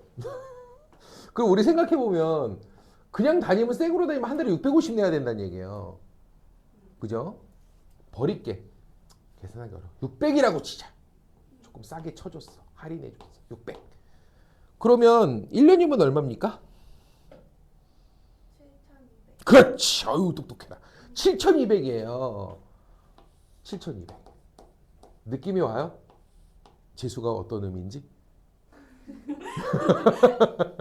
재수가 어떤 의미인지 느낌이 와요? 야, 7,200이면 부부 합산 연봉 7,200 되는 집이 몇 집이나 될까요? 그지. 부부 합산 연봉 1억만 돼도 상위 10% 이내예요, 무조건. 이해돼요? 상위 10% 이내예요. 부부 합산 7,200 그러면 뭐 많이 잡아도 한 뭐 그죠? 한 12%, 13%, 뭐 15% 이내 정도? 이 정도밖에 이건 불가능합니다. 근데 그 연봉을 다 꼬라 박았을 때 얘기야. 다시 뭐라고? 다 꼬라 박았을 때 얘기야. 말이 안 되잖아. 7,200짜리 이거를 보내려면 부모 연봉이 얼마나 돼야 돼? 야, 연봉이 1억인데 애를 7,200짜리 학원을 보낸다고? 못 보내줘. 어떻게 보내요? 뭐 연봉 1억이면 뭐 부모 앉아가지고 맨날 라면 끓여 먹냐? 그래, 안 그래요? 그럼 남는 돈이 얼만데? 2,800이잖아. 그럼 2,800이면 한 달에 200씩 쓰면 2,400이 아니야. 한 달에 200인 거야. 그 뭐 집세 내고 뭐 내고 뭐 밥도 먹어야 되고 뭐 수도세, 전기세, 통신비에 맞죠? 자동차도 한 대는 운영해야 되고 그죠? 못해요 이거. 둘째는 없냐? 맞아요, 틀려요? 그지? 라면 끓여 먹어야 돼. 여행은 무슨, 외식은 무슨, 그죠? 불가능한 일이에요. 근데 이 친구가 해주는 얘기가 더 엽기야. 뭐냐면 자기가 고등학교를 다녔을 때는 열심히 노력해서 공부하면 재수생을 이길 수 있을 거라고 생각했대. 그리고 공부를 했는데 재수학원에 가서 공부를 해보니까 천역은 절대 재수생을 못 이긴다는 거야. 진짜 미치게 통제하고 관리한대요. 엄청난 통제 속에서 그랬더니 실제로 거기에서 애들이 다 붙들어하는 거야. 되죠? 되죠? 그 재수하는 그 재수학원에는 3수생, 4수생, 5수생만 있을 거 아닙니까? 그죠? 걔네들 안에서 다 붙들어하는 거야. 재수, 3수 아니면 못 들어간다고 의대는. 이해돼요? 실제로 의대 들어가는 학생 중에 현역 비율이 얼마나 될 것 같아요? 거의 없어요. 기본이 재수, 3수 알겠지 이거예요. 난 아직도 생각나. 우리 사촌 형이 나보다 6살이 많거든요. 사촌 형이. 의대 간다고. 재수하고 삼수하고 몇 수 했게요? 육수 하셨어요. 육수. 무슨 냉면이에 육수를 볶고 있게 그죠? 나하고 같이 대학 들어갔어. 그지? 육수 했다니까 육수. 그 집 어떻게 가르쳤게? 초등학교 6학년 때부터 전과목 과외 시켰어. 그 집은 종합병원 2개 갖고 있거든요. 종합병원을 2개 갖고 있어. 서울 구이동에 하나 그리고 경기도 쪽에 하나 이렇게 2개 갖고 있는 집이야. 전과목 과외. 알겠죠? 근데 실제로 그렇게 한 애들이 들어가는 거라니까? 알았지? 학교에서 열심히 EBS 보고 공부하면 의대 갈 것 같아? 의대생 중에 그런 애가 어딨냐? 알았지? 그냥 서울대생만 해도 마찬가지로 서울대생 그 조사했어요. 진짜 부모의 소득 수준이랑 그 자녀 학업 성취도가 연결이 되니까 하면서 서울대학교 연구팀에서 연구했는데 서울대학교 학생 80%가 부모가 전문직이에요. 80%. 미친 거죠, 그죠? 의대는 오죽하겠습니까? 다 강남 무슨 재수 막 탐수 막 부모들 막 빵빵하고 막 이런 애들이나 하는 겁니다. 그러니까 니네들은 착각하고 있는 거야. 기회가 공평했다고? 불가능하다니까. 알겠지? 현실적으로. 이거 자체가 말이 안 되고요. 다음 의사가 사회적 기여도가 더 높다고? 만들어진 거야 이거 다. 어? 야 맨날 TV 틀어보면 뭐 나와 드라마. 뭐 낭만 닥터가 김사부 하시고요. 그죠? 맞죠? 중증 외상센터 하시고요. 맞죠? 굿닥터가 뭐 하시고요. 그죠? 슬기로운 의사들이 생활을 하시고요. 맞죠? 맨날 그 지랄하면서 뭐 의사들은 되게 막 고결해. 맞지? 맨날 레드코드 달려가지고 막 메스 맨날 그죠? 밥 먹다 뛰어가고 맨날 집에도 못 들어가고 그죠? 나는 평생 그런 의사를 본 적이 없어. 난 그런 의사를 본 적이 없다니까. 무슨 개소리들 떨고 있어. 뭐 그렇게 헌신적이고 그렇게 생명을 귀히 여기고 야 그래서 다 피부과 못 가 안달이냐? 다 무슨 뭐 성형외과 못 가 안달이고? 흉부외과는 가지를 않잖아, 애 새끼들이. 현실적으로 알고 있나요? 흉부외과는 맨날 하는 게 간이식, 폐이식, 심장이식, 판막 수술 막 이런 거 아니야. 그냥 스치듯 가버리는 사람이. 그러니까 부담되니까 안 할라 그래 애들이. 제일 중요하고 고결한 게 그런 건데 그거 안 할라 그런다고 다들. 이해돼요? 전부 뭐만 할라 그래. 그냥 무슨 성형 뭐 턱이나 좀 깎고 눈썹 찝어주고 맞죠? 눈꺼풀 찝어주고 맨날 그 미용사야 무슨 뭐 그거 하고 이게 맞아도 맨날 그거 하려 그러잖아 다들. 이해됩니까? 응. 야, 의사들이 그렇게 고결해? 그래가지고 야, 의사들 너네 진료 이렇게 가보면 알잖아. 무슨 의사 선생님 진료는 딱 월수토 3일만 있습니다. 봤어 못 봤어? 봤지? 오전 진료만 있습니다. 오전 3시간 4시간 진료 끝. 걔네 그러고 일하고 살아. 고결한 것 같은 소리하고 자빠졌네. 이해됩니까? 생지랄들을 떨어요. 근데 그냥 TV에서는 그런 식으로 그려요. 이해됩니까?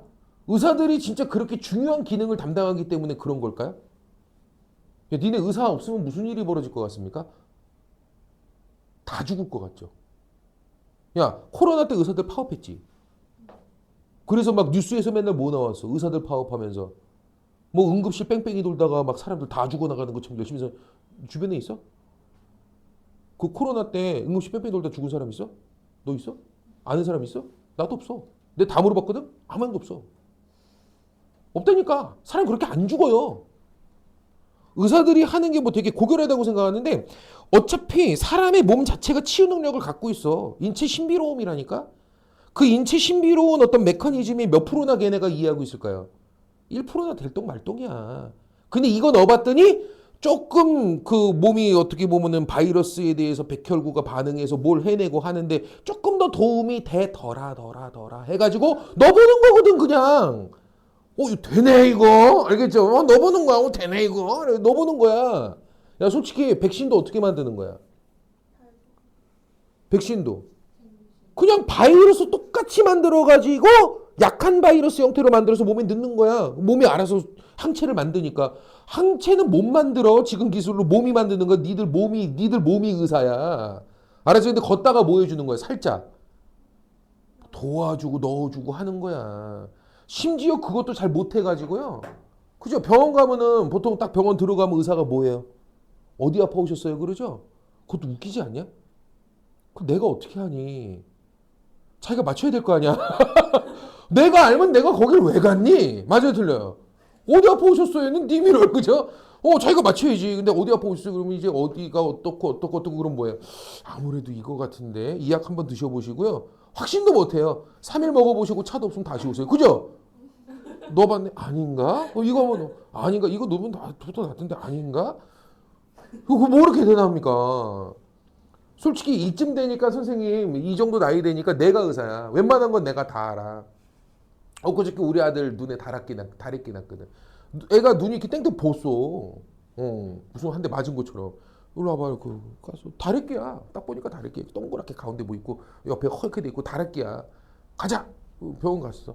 그 앞에 이제 진료하시는 분이 그 간호사가 접수하시는 분이 증상이 어때요? 다래끼예요. 그랬더니 아니 병을 진단하지 마시고 증상이 뭐예요? 다래끼라니까. 그래서 그냥 싸우고 들여보내더라고 짜증내면서. 들어갔어. 들어갔더니 어디 아파 오셨니? 다래끼예요. 그랬더니 아니 내가 뭐 보겠대. 다래끼네요. 그러더라고. 뭐 다래끼지 뭘 딱 보면 아는데 그지? 그 하는 얘기 똑같이 해. 손 더러운 걸로 만져서 그렇다. 그럼 그렇겠지. 뭐 병균 들어가서 그런 거지 뭐. 알겠죠? 근데 다래끼는 종류가 두 개예요. 고름이 터지면 이걸 조금 닦아내야 돼요. 안약 넣어서. 알겠죠? 근데 고름 터지기 전에 마이신으로 이걸 잡아주면 제일 좋죠. 나 다 한다니까 그거. 우리 아들 다리 부러진 것 같대요. 일로 와봐. 발목 꺾습니다. 아! 부러진 거 아니야 이 새끼야. 왜냐하면 부러지면 건드리지도 못해요. 부어요 그리고. 부러져 봐서 알아요. 알겠죠? 근데 이미 하다가 이 정도 갔을 때 이게 인대야 인대. 인대 늘어내고 아대 좀 하고 다니고 지금 시간이 좀 지났으니까 처음에는 냉찜질이 좋은데 지금은 온찜질이 좋아. 온찜질 좀 해. 그랬더니 아니래 자기 부러진 것 같아. 병원 가야 되겠대. 갔어요. 뭐예요? 인대 늘어났대. 엑스레이 찍고 지랄하다가 아무 이상 없어요. 내가 의사라니까. 근데 더 신기한 거 얘기해 줄까? 나 아기 때 한 살 때 갑자기 열이 나가지고 엄마가 나를 안고 이제 그 고대 안암병원에 간 거야. 유명하니까. 갔는데 해열제를 이거 넣고 저거 넣고 해봐도 낫질 않아. 독감약도 안 맞아. 열이 내리질 않아. 난리가 났어. 근데 2인 병동이었거든. 옆에 할머니가 오신 거야. 할머니가 이렇게 보다 며칠 동안 애 병명 못 쳐갖고 엄마는 막 애 닳고 있는데 할머니 딱 보더니 뭐라 그랬대. 황달이네 그랬대. 다시 뭐라 황달이네 그랬대. 엄마가 의사 왔을 때 혹시 황달 아니에요 그랬더니 의사가 갑자기 번쩍 뛰더니 그거 가서 지금 황달이었어. 씨발 누가 의사야 도대체? 할머니가 의사야. 뭐 대단한 거 없다니까. 근데 무슨 뭐 대단히 고결한 것처럼 그죠? 의사 없으면 다 죽고 그렇죠. 야 그랬으면 조선시대 때 사람들 다 죽었다 야. 안 그래요? 야 환경미화원 없으면 무슨 일이 벌어질 것 같아요? 진짜 환경미화원 한 달만 파업하면 뭔 일 벌어질까요? 길이 더러워져. 그냥 더러워지는 정도에서 그칠 것 같지 않네 나는. 니네 이렇게 그 번화한 뭐 광명시장 쪽이라든가 뭐 이런 데 가봐. 이제 주말 딱 지나고 나면 냄새가 쓰레기 더미에 막 그죠 냄새가. 근데 월요일 날 싹 치우고 나면 깨끗해지는 거죠 그죠. 이거 한 달을 안 치운다고 해서 무슨 일 벌어지겠나. 너희들 쥐 잘 못 봤죠? 이제 드디어 이제 너희들 그 발 크기보다 큰 쥐들을 만나게 될 거예요. 전염병 돌까요, 안 돌까요? 돌아요. 그렇죠. 가는 거예요. 야, 이건 고결한 것처럼 그렇게 선전을 해야 돼. 내가 얘기했죠. 어차피 이 사회를 주도하는 뭐 PD에서부터 뭐 우리 사자들에서부터 뭐 다 연결돼 있는 다 기득권층들이거든. 온통 대단한 것처럼 그려내요. 맨날 무슨 뭐 열혈 검사하시고요. 이상한 그 변호사 우영우 하시고요. 맞죠? 맨 판사, 변호사, 의사 알겠죠? 그냥 고결한 것처럼 그렇게 선전들을 해야 돼요. 알았죠? 그래서 우리들은 머릿속에 이미 갖고 있는 거죠. 뭐? 전애들은 기여도가 높고 사회적으로 저들 없으면 우리는 큰일 나고. 알겠지? 저들은 그만한 대우를 받을만 하고. 이해되냐? 슬기로운 환경 미화원 생활 이런 거 없잖아요. 그래 안 그래? 아니 얼마나 훌륭하신 분들이고 얼마나 소중하신 분들인데 아니 근데 그래도 누구나 쉽게 담당할 수 없는 일을 그 기능을 열심히 노력해서 담당하고 있는 거고 쉽게 담당할 수 있는 것들을 하고 여기는 담당하기 어려운 걸 노력과 능력을 길러서 하는 거니까 그만한 대우가 더 있어야 되잖아요. 아 그래서 3일밖에 일 안 하잖아요. 왜 그걸로 부족해? 거기다가 이분들 힘들게 일하잖아요. 얼마나 힘든데 아침마다 그 새벽같이 일어나가지고 추워 죽겠는데 그지? 그 쓰레기 더미에 몸에 냄새 배고 막 그죠? 그래서 힘들게 일하시잖아요. 그거면 됐지 성에 안 차? 꼭 그렇게 다 가져가야 석이 후련했냐? 그냥 왜 이 지랄까지 하냐 말이야. 그냥 굳이 이런다니까. 그러니까 이게 지금 다 뭐 하는 거야 다. 그런 식으로 포장하고 있는 거야. 마치 이거는 합당한 보상으로서 너무나도 합당하고 마땅한 대가인 것처럼 너희들은 다 그 TV 보고 드라마 보고 그러면서 뭐 한 거야. 이미 세뇌된 거라니까 이 자식들아. 알아듣겠죠? 왜 완전 공감했어? 야, 세상을 이렇게 분명 그 안에는 기득권층들의 이해관계가 숨어 있고, 그 속에서 나타나는 현상이야라는 시각으로 그런 인식으로 사회구조를 인식하는 그 시각으로 바라보면 다 해석돼요. 또 그대로. 내 말 이해됩니까? 그래서 이들은 사회불평등 현상을 뭐라고 보냐면 합당한 보상? 아니야 그런 거 아니야. 사회적 기여도의 차이에 따라 합당하게 주어진 보상 그딴 거 아니야. 불평등한 사회 구조로 인해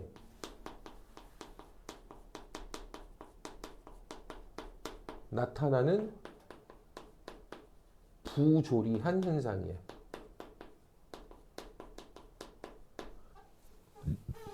조리라고 하는 것은 우리의 일반적 사고를 조리라 그래.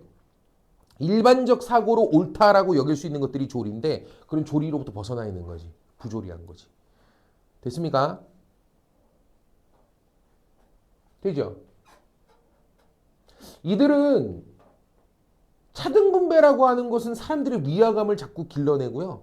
사회적인 어떤 박탈감을 자꾸 키워내고 안 좋은 거라고 봐요. 이해됩니까? 여기까지 정리됐어?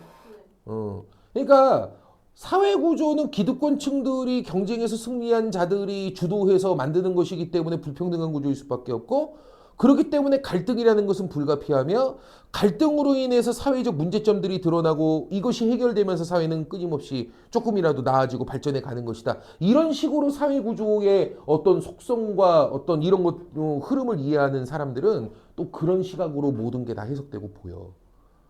아, 알아듣겠죠? 돼요? 문제. 경쟁은 우리 사회에서 꼭 필요한 요소다. 경쟁은 우리 사회에서 꼭 필요한 요소다.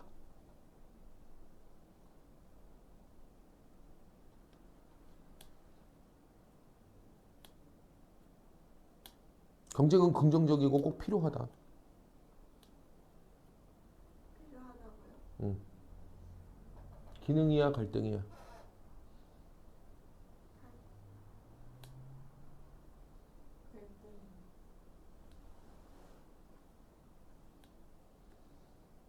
갈등인 것 같은데 저 새끼가 문제를 그렇게 쉽게 냈을 리가 없고 그죠? 아유 새끼들 그죠? 기능론이야 기능론. 왜 그럴까요? 문제점이 뭐냐면 경쟁과 갈등의 단어의 차이점을 몰라서 그래요. 경쟁이라는 건 뭐죠? 하나의 목표를 차지하기 위해 그죠? 하나의 목표를 차지하기 위해 다투는 건데 그죠? 근데 룰을 지키면서 공정한 경기의 룰을 지키면서 그 안에서 하나의 목표를 차지하기 위해 다투는 게 경쟁이죠. 이해가 돼야 안 돼요? 갈등은 뭐죠? 부당한 룰을 뒤엎기 위해서 그 룰과 다투는 게 갈등이죠. 이해돼요? 돼야 안 돼요? 룰에 대한 저항이에요. 여기서 말하는 갈등은. 이해됩니까? 기득권층에 대한 저항 이런 의미죠. 그럼 경쟁이라고 하는 것이 꼭 필요해. 경쟁은 나쁜 게 아니야. 야, 이건 무슨 전제에 가능한 얘기입니까?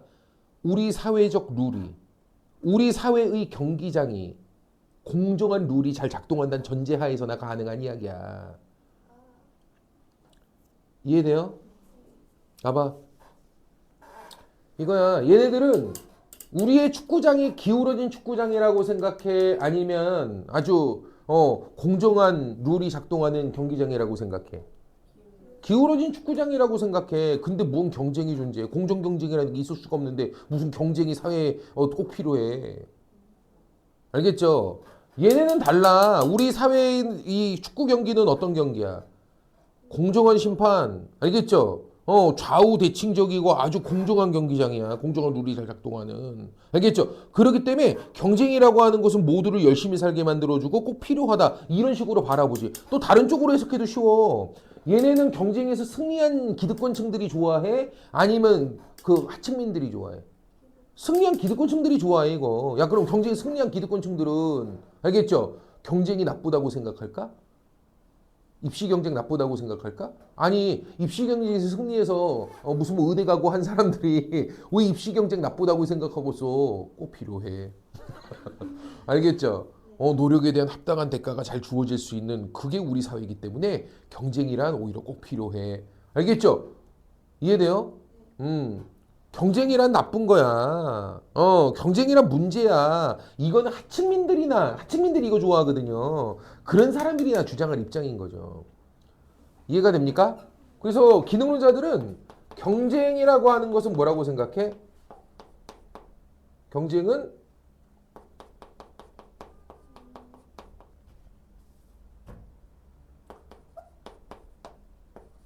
꼭 필요하다라고 인식해. 알겠죠? 이해돼요? 왜 그러지 않나요? 경기에서 승리한 팀은 항상 뭐라 그러죠? 야, 오늘 심판 공정했어라 그러나요? 심판 편파적이었다 그러나요? 공정이. 야, 경기장 컨디션이 좋았다 그러나요? 컨디션이 적같았다 그러나요? 좋았다 그러죠. 반면에 지네들은 뭐라 그러죠? 편파적이었네. 그죠? 뭐 이런 얘기 하는 거죠. 그러니까 얘네들은 그렇게 보여요. 이 사회가 주로 하층민들이 지지하는 입장이라니까. 이거 기득권층들이 주장하는 입장이라서 그들이 지지하는 입장이라서 승리한 자들이기 때문에 경쟁이라고 하는 걸 나쁘게 보지 않아요. 이해됩니까? 또 또 예를 들어줄게. 내가 왜 이렇게 예시를 많이 들어줄까요? 시험 문제는 기능론이다, 갈등론이다, 이거에 대한 설명을 올바 이렇게 낼까요?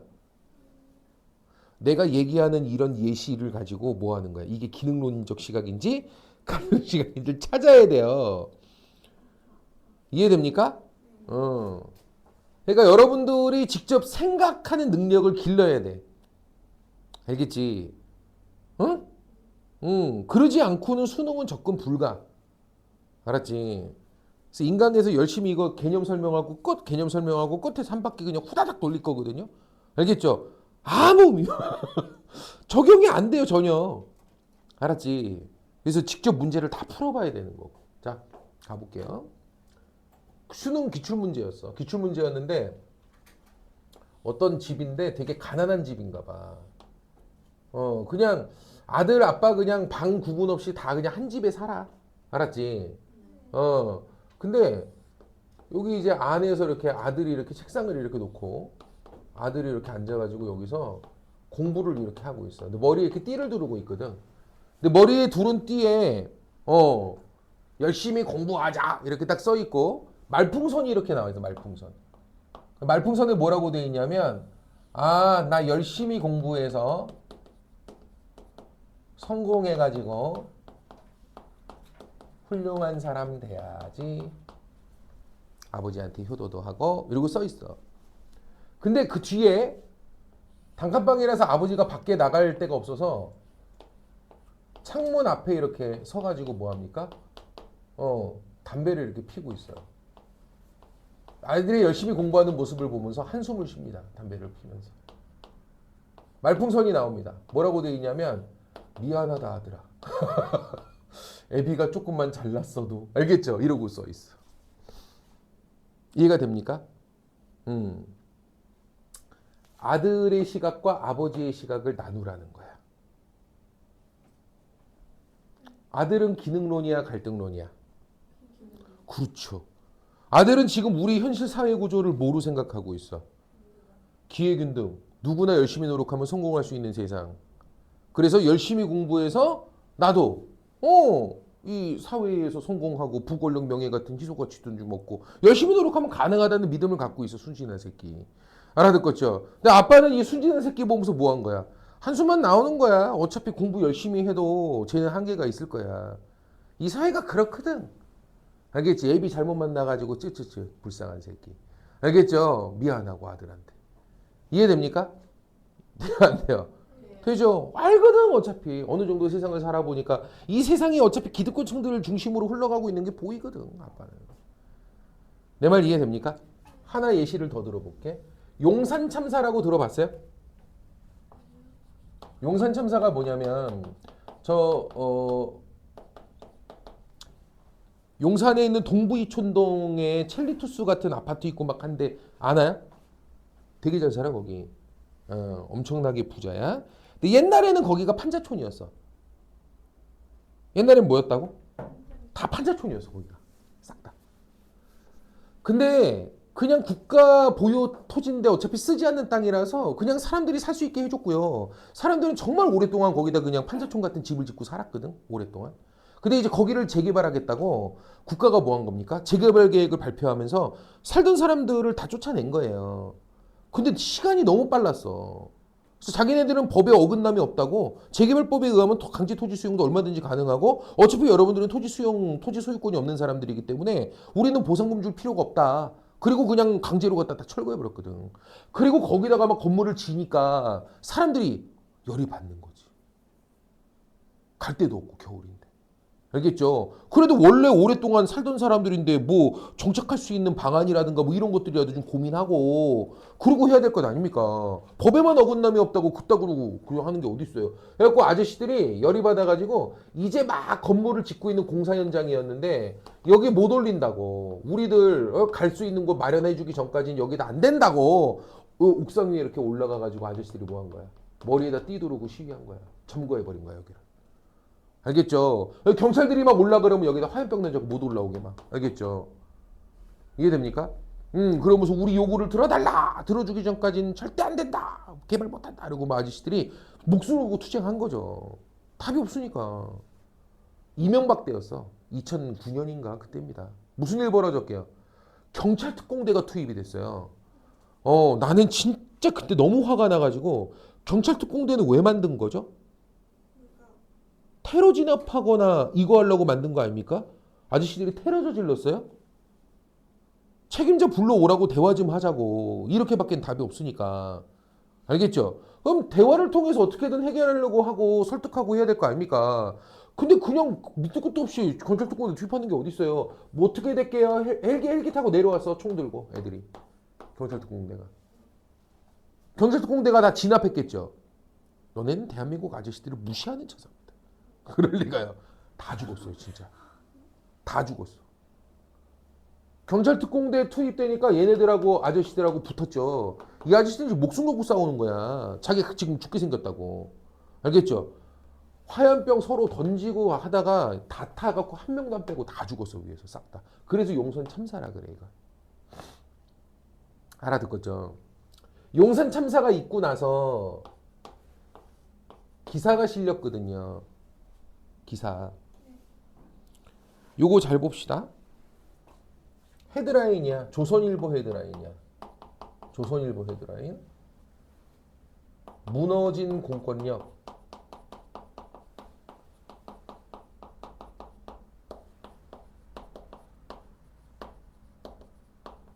이대로 좋은가? 기능론일까요? 갈등론일까요? 무너진 공권력 이대로 좋은가? 왜요? 지금 이거 누가 문제라는 거예요? 아저씨들이 문제라는 거야? 이걸 진압하는, 강제 진압하는 국가가 문제라는 거야? 공권력, 국가 권력이 지금 무너져 간다. 누구 때문에? 이 불법을 저지르고 있는 이 아저씨들 때문에. 이해돼? 경찰이 지금 올라가려고 하는데 경찰 못 올라오게 화염병을 집어던지지를 않나? 알겠지? 일단 법에 어긋나는 불법 점거, 불법 시위를 하는 것 자체도 문제고 우리가 어떻게 합의해낸 이 국가 질서를 이들이 지금 송두리째 무너뜨리려 한다. 우리의 안정과 조화를 깨뜨리려고 하는 이 사회 악이다. 이해되죠? 절대적으로 법은 지키는 그런 세상이 앞으로 만들어야 되고 우리의 질서가 이런 식으로 무너지도록 우리가 내버려 둘 것인가 우리는 반성해야 한다. 야, 사회체제 바꿀 생각이 있어요? 없어요? 없어요. 모든 것은 개개인들이 일탈하고 잘못한 거라고 생각하고 이네들을 기존의 법 질서에 순응시키려 해요. 내 말 이해됩니까? 알겠죠? 그러니까 이거는 우리의 법 질서나 이런 것들이 아무 문제가 없다는 전제하에 나오는 얘기거든. 합법적인 공권력이 왜 저항하는데 쓰레기 새끼들. 이거는 우리 법이 아무 문제가 없다는 전제하에서 성립되는 얘기야. 이렇게 바라보는 거야. 진보신문이 한겨레 신문이거든. 한겨레 신문 기사야. 뭐라고 실렸었냐면 용산 참사 과연 그들만의 문제인가? 무슨 얘기인 것 같습니까? 이 안에 내재해 있는 문제점들을 우리는 직시해야 된다. 이게 이 아저씨들의 생존권만 달려있는 문제인 것 같아? 잘 들여다봐야 돼. 지금 우리나라의 재개발 관련된 모든 법이나 제도는 누구의 이해관계에 따라서 다 만들어져 있어. 건설사들. 그 건설사를 움직이는 재벌들. 그냥 개발 어떤 지상주의. 알겠죠? 여기에 매몰돼 있어. 재개발할 때 그냥 원주민들의 재정착을 뭐 유도하거나 이런 것들에 대해서는 전혀 관심도 없고 그냥 어떻게든 재벌들이나 건설사들이 쉽게 돈 벌 수 있도록 거기에 부역하는 법, 거기에 그냥 아주 유리하게끔 법이 다 제도가 더 그렇게 만들어져 있다는 거지. 실제로 우리나라 재개발법이 그런 면들이 되게 많아요.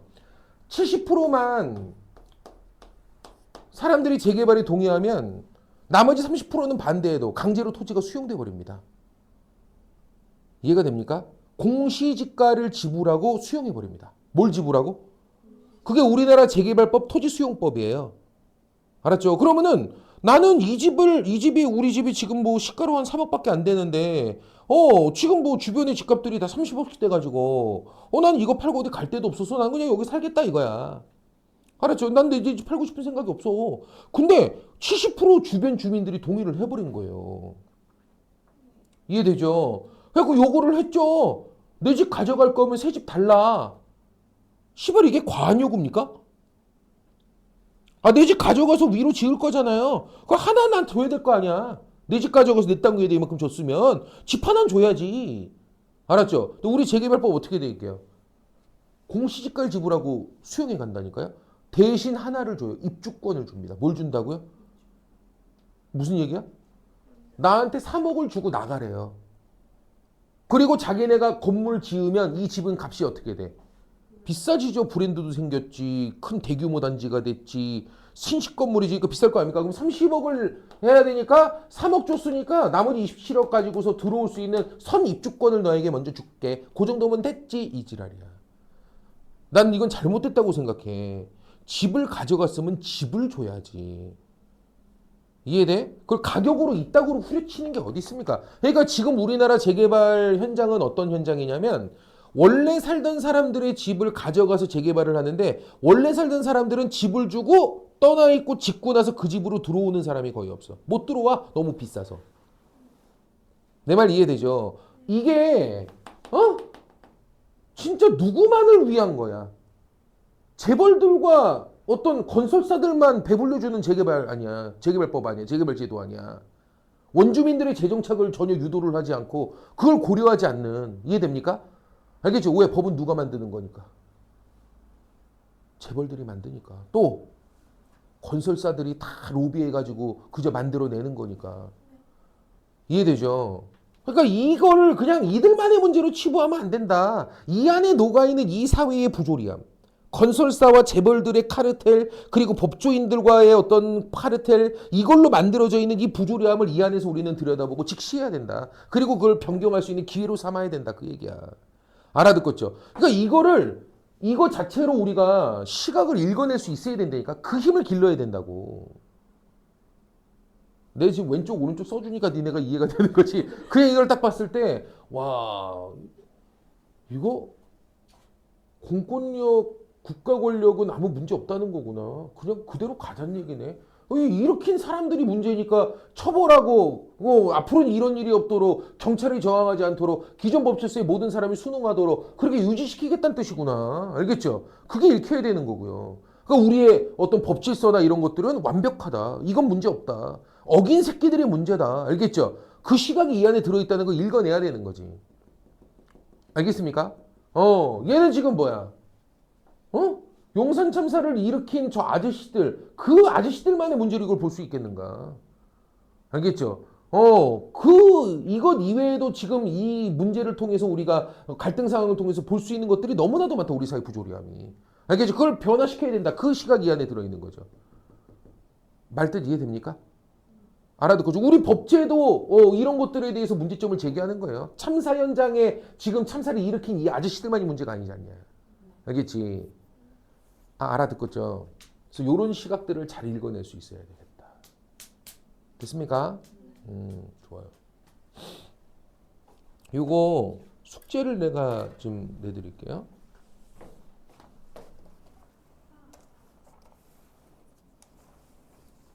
선생님 저거 찍어도 돼요? 네. 방에서 보내줘?